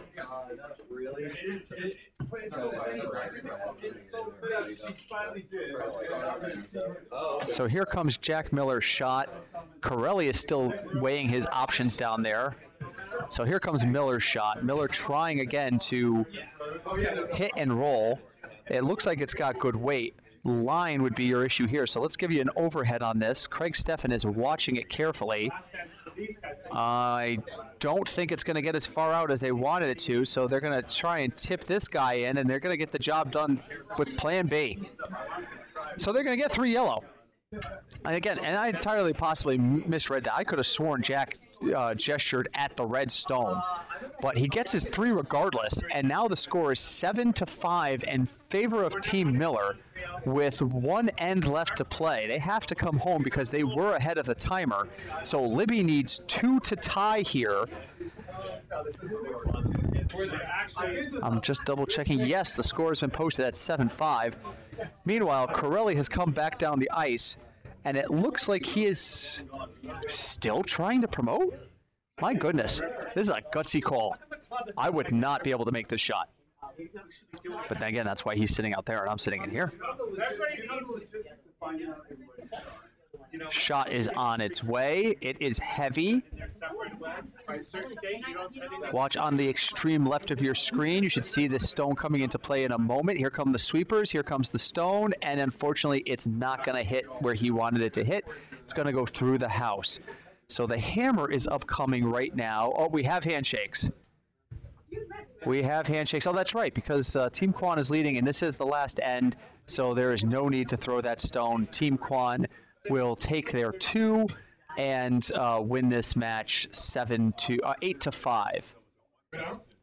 So congratulations to Team Kwan. They win their first game. Corelli, unfortunately, will drop to 0-2. But again, it's round robin, and we have a lot of curling left to go.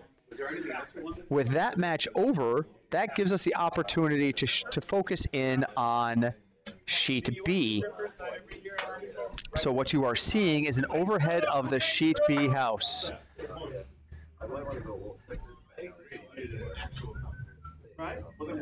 So Libby comes home down 2, having given up 3 to Jack in the 7th. She's coming home with hammer down 2. So she needs at least 2 here, 3 to win, 2 to tie. The tie would force a nutmeg knockout. This is the lead's first stone, and it's going to be just outside the house in the free guard zone. Very nicely done, beautiful corner guard. It will give her some options later on. And again, with the 5 free guard zone rule in effect, it will, corner guards are a little bit easier to set up and maintain. Brian Glatzel is going to deliver his second stone for Jack.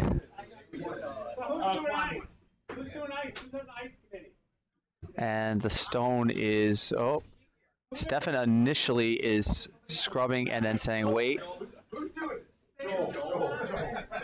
And it's going to go right by. Oh, it's not going to go right by. It just chipped off that guard, but look at that. Look where that's going to stop. That's going to stop as a beautiful center line guard, and now we have all sorts of guards in play in this 8th end. Libby is not going to wait anymore on guard. She wants something into the house, preferably on the center line.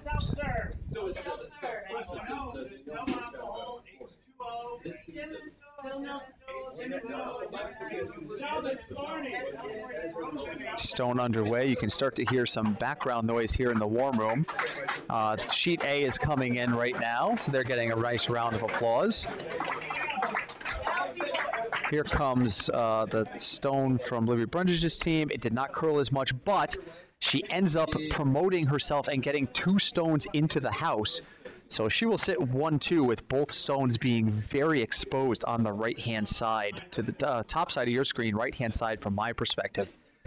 And because those are in the house, they are not protected by the free guard zone, so Jack is going to go straight to try and eliminate them.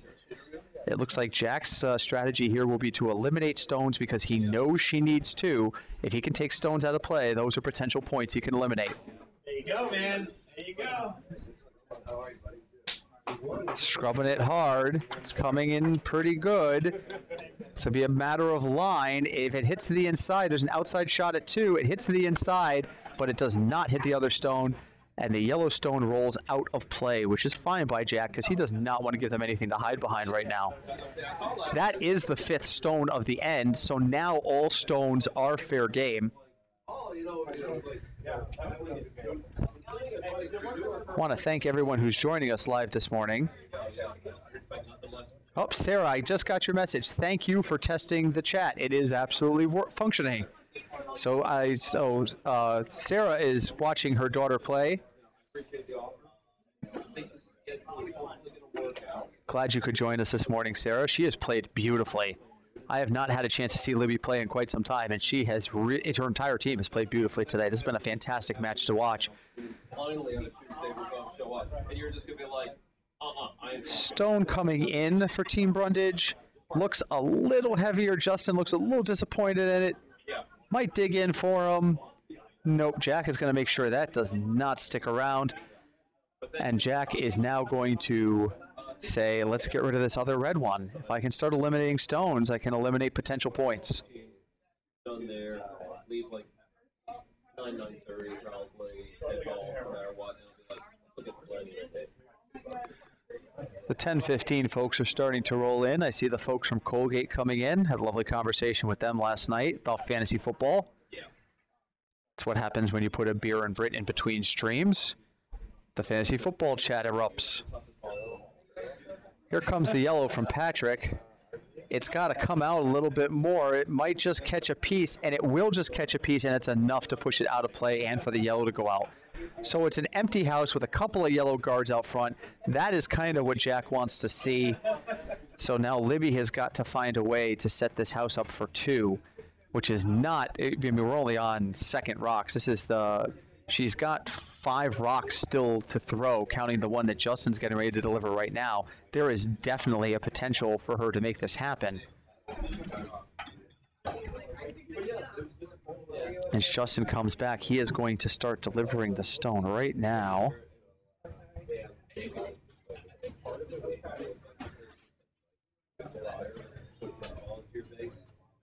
The sweepers are walking with it. It's definitely lighter than the last one, but that's probably a good thing. They scrubbed it a little. Now they're scrubbing it again.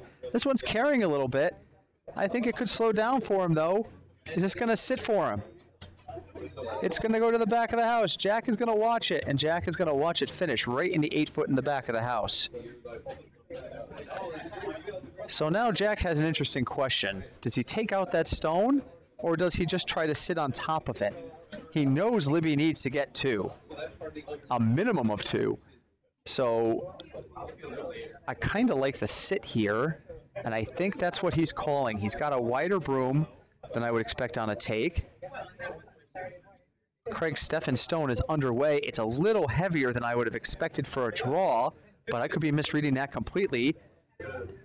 Let's see if this is going to come in for him. If this comes in, and even it just pushes Libby's stone out of the way, it's not a bad thing. If it's gonna, they're getting in position. They are gonna move some stones around, and I have no idea which stone is shot.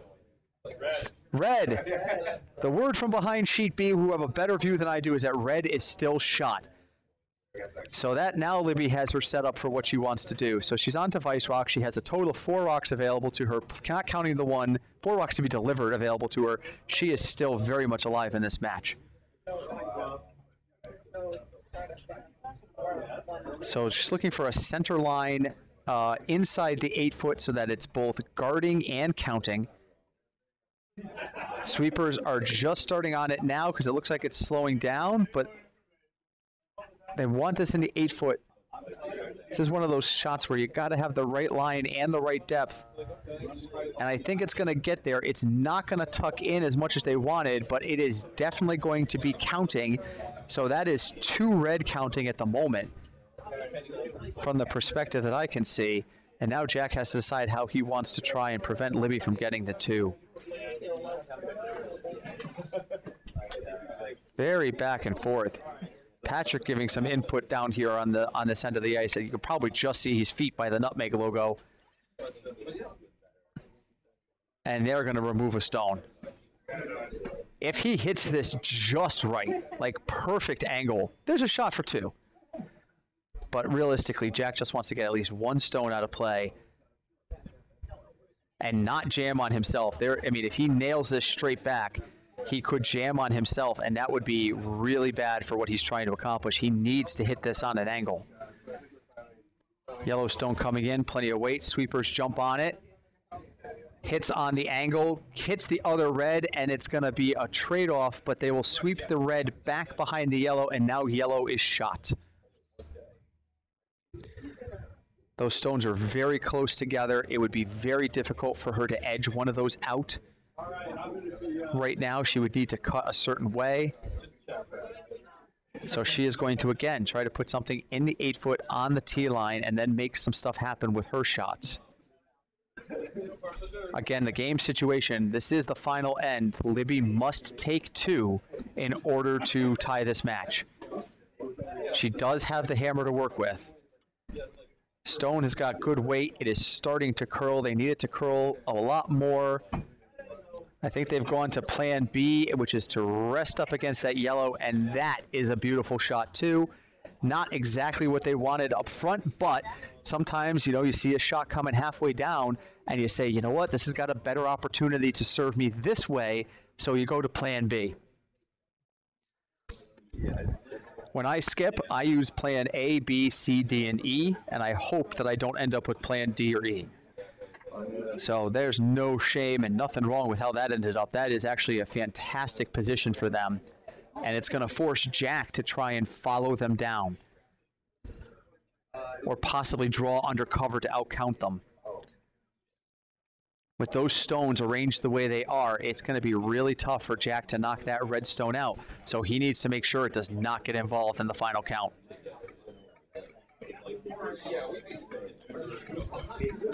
Now, if he comes heavy here, he could move all 3 of those stones, and that's not a bad thing for Jack either if he knocks out that back red. So I expect to see a little bit of weight here, and I do. Stone is underway. Sweepers are walking with it. I think they're waiting for it to start to curl before they do anything with it, but I think it's got plenty of weight. Now they are sweeping. Now they are up again. This has got plenty of weight. It's going to get by the guard. Where's it going to stop? Where's this stone going to finish? It's past the tee. It's into the 8. It's slowing down. It digs in right inside the 8 foot, 12 foot line, and it is still, from my vantage point, 1 red. The unfortunate part of where that stone ends up is now Libby could potentially draw around that and rest up on that stone, and now she'd be counting 2 with backing on both of her counters. She would force Jack to have to outdraw her. What a fantastic finish to this match. What great curling all around. Jack is pretty upset with himself, but I think that stone just traveled a little further than he anticipated to do. What are you going to do? It happens. True competitors really want to make every shot every single time, and Jack Miller is a true competitor. So it looks like she's calling a similar line to what Jack just delivered.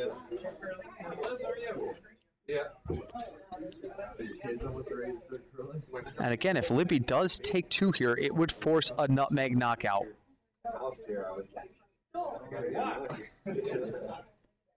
And we will go into what a nutmeg knockout is if and when we have to. Basically, in a nutshell, it is every player on each team gets 1 stone, to try and get as close to the button as possible, and a scoring system is utilized between 0 and 5.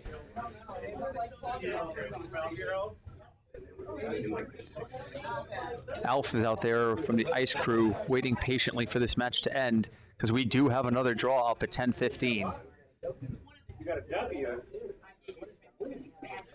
Libby Brundage in the hack, sliding out now. Stone getting ready to be delivered. She just releases it. Sweepers are cleaning. Now the sweepers are on it. Now they're back to cleaning. Now they're off. They're dead off it. Looks like it's curling a lot. Craig Steffen getting in position. He feels like this is going to be long.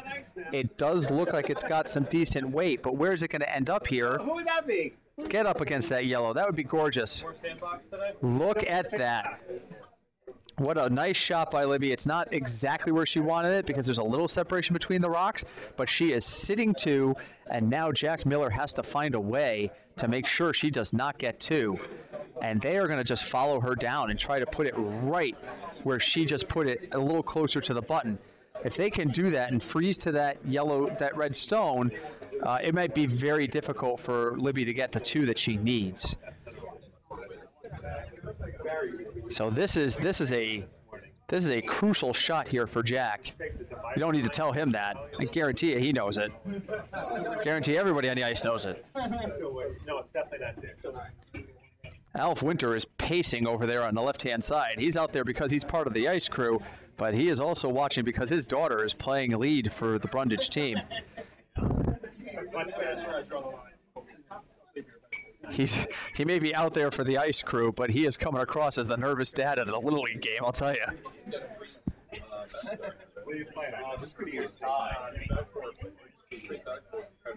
If we have a tie, we will have a nutmeg knockout, which I will go into detail about if it happens. Here comes Jack Miller's last rock. This one looks similar to the last one, which was a little heavier than he wanted. It's all going to be about whether or not this stone curls over enough. Sweepers are on it. It needs to get right up against that red. It is going to stay out. It's going to actually go up against the other red. And now this is an interesting situation because the impact gave them a tiny bit of separation. Libby could consider going after that yellow stone, and if she can move that stone in between those two piles without disrupting the other reds, even if she spills out, there's her two. If she can push that yellow out and stick, she's got three and she wins the match outright.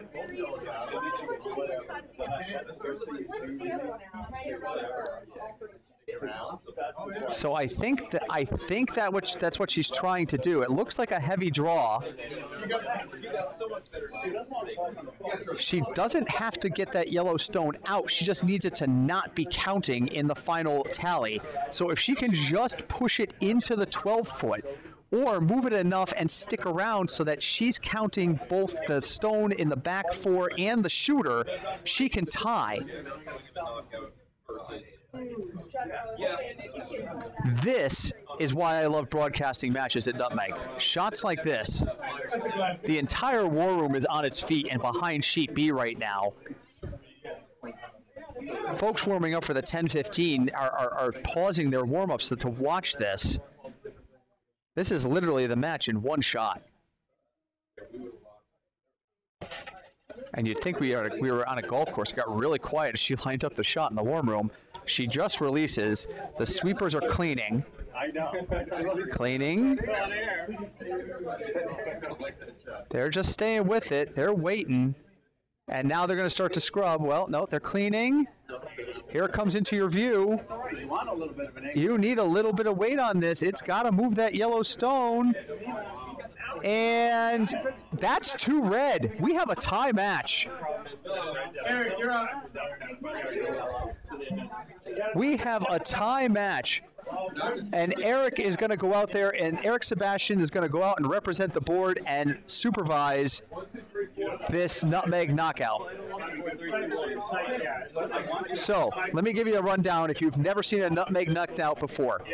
If your stone fails to reach the house or clears the back line, it is worth 0. If it is touching the 12-foot, it is worth 1. If it touches any part of the 8-foot, it's worth 2. If it touches the green 4 foot, it's worth 3, and if it is on the button, it is worth 5. So now each person will take 1 stone down the opposite end of the ice, and they will throw in order. Defensive sweeping is not permitted. Offensive sweeping is. Eric Sebastian from the board is out there talking to Alf Winter to supervise the nutmeg knockout. Because this is a tournament and it's a Bonspiel, the nutmeg knockout has to be supervised and scored by someone on the board. So he's out there. He's getting ready to go play a match himself. I think he's on to 10-15, and now he's standing out there and he's supervising this knockout. And you do throw not only in turn order, but you also throw in order if it was an extra end. So because Libby took her 2, she will have to throw first. That's going to give Jack the advantage of the quote-unquote hammer. So when Jack gets in the hack, he knows exactly what he needs to do to possibly win a knockout. What an exciting game. This game is tied at 7. We are in a nutmeg knockout. I will do my best to assess the score as we're going.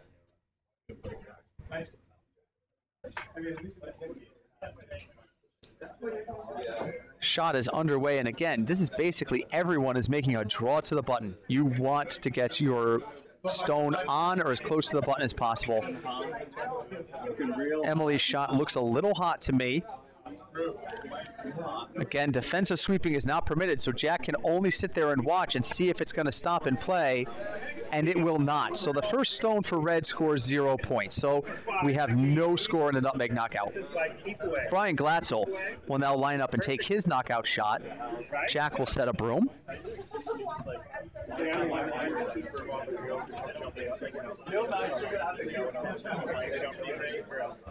I have always argued, and maybe it's just me because I'm a very average curler. I think I'm an average curler. Some people tell me I'm a below average curler, but these open draws are sometimes the hardest shots in curling. So Brian Glatzel's shot is underway, and it looks heavy to me as well. The sweepers are walking behind it.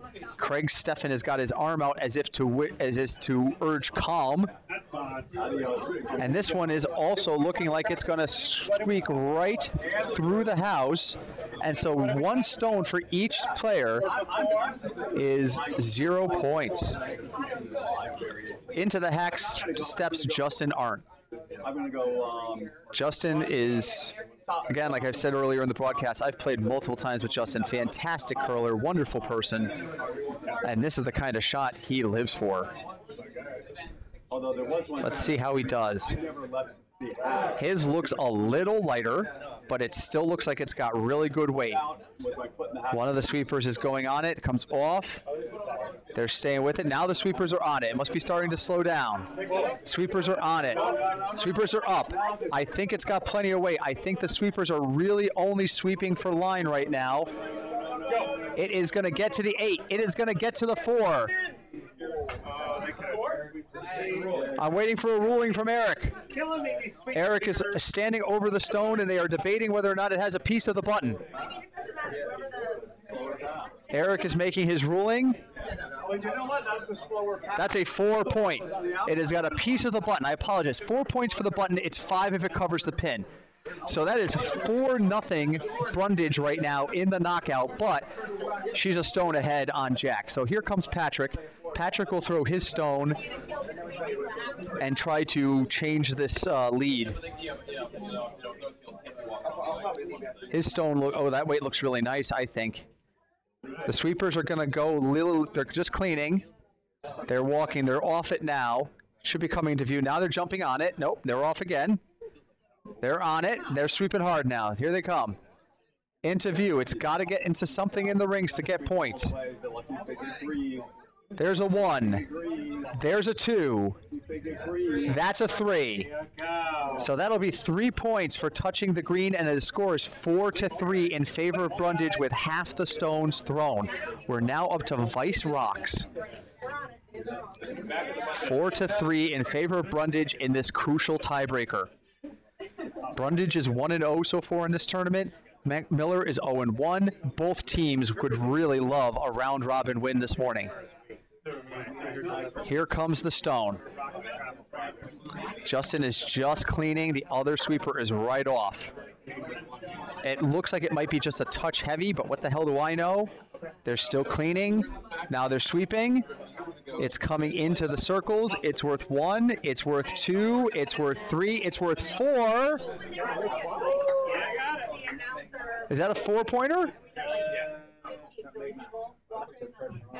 I'm waiting for a signal from Eric. 4 points. 4 points. So that makes the score 8-3 in favor of Brundage. Stefan's shot forthcoming. This is a crucial shot now. This one looks like it's a little heavier than the last one. They're walking with it though. Starting to slow down a little bit. Sweepers are right in front of it. They're waiting for something. Brian Glatzel's going to start to sweep. Patrick's going to join them. Here they go. Down 8-3. They have got to get this onto the button. Into the 2-point. Into the 3-point. And I'm waiting for a ruling. Eric is standing over it, and he is trying to ascertain if it has got a piece of the button. Waiting for a signal. For the love of... Show me a number! 4. Thank you. Sweet Jesus. The entire war room's dead quiet. There's 25 people in here, and everybody is staring at one guy who's like, oh, I guess I'll show you a score. So that makes it 8-7. Do I got that score right, guys? 8-7? 8-7 in favor of Brundage as we get down to skip rocks. So this is the last 2 shots. This is Libby taking her shot. This will be her last chance to score points. And then depending on what she does, we'll set up Jack. If she puts this on the button... Well, I don't know. We used to give 5 points for covering the pin. I believe it's still 5 points for covering the pin. Yeah, it is. So if she puts us on the pin, the game is over because Jack can't catch her. If she puts us in the 4-foot, Jack would have to get to the pin. So this is great. Libby's shot is on its way. I like this weight. This looks like nice draw weight, but they are going to scrub it. Maybe I'm wrong on this because the sweepers are going hard. Nope, they're coming up. Justin is cleaning. It's slowing down. It's carrying into the rings, into the white, into the red, into the button. And that is going to be a 4-point shot. So Jack Miller, to win this match, well, Jack Miller can't win this match on this shot. Jack Miller can tie a nutmeg knockout, but he has got to cover the pin with his stone. He has no margin for error. He is down 12-7 in the nutmeg knockout. If this covers the pin, I guess we do it all again. Let me apologize to everybody who wants to watch the 10:15 stream. It is 10:17. We're going to be late on the 10:15 draw. This is just an epic nutmeg knockout. It's been a great match. So now Jack Miller with 1 shot. He must cover the pin. I think he was tying his shoe. He might have been saying a little prayer. I'm not sure. But he was down kneeling on the other end of the ice. I'm going to go with tying his shoe. I think you need to break out song.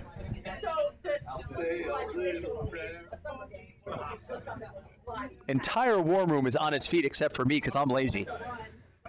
But everybody's standing and watching. Jack has got to cover the pin here to force a tie in this knockout. Shot is on its way. I hear the war room saying it looks like it might be a little light. I thought it looked a little heavy, but Brian Glatzel's cleaning. Now they're off. They're staying with it, though. This has got to cover the pin. It's coming in. It is not going to curl enough, and it is going to go a little deep.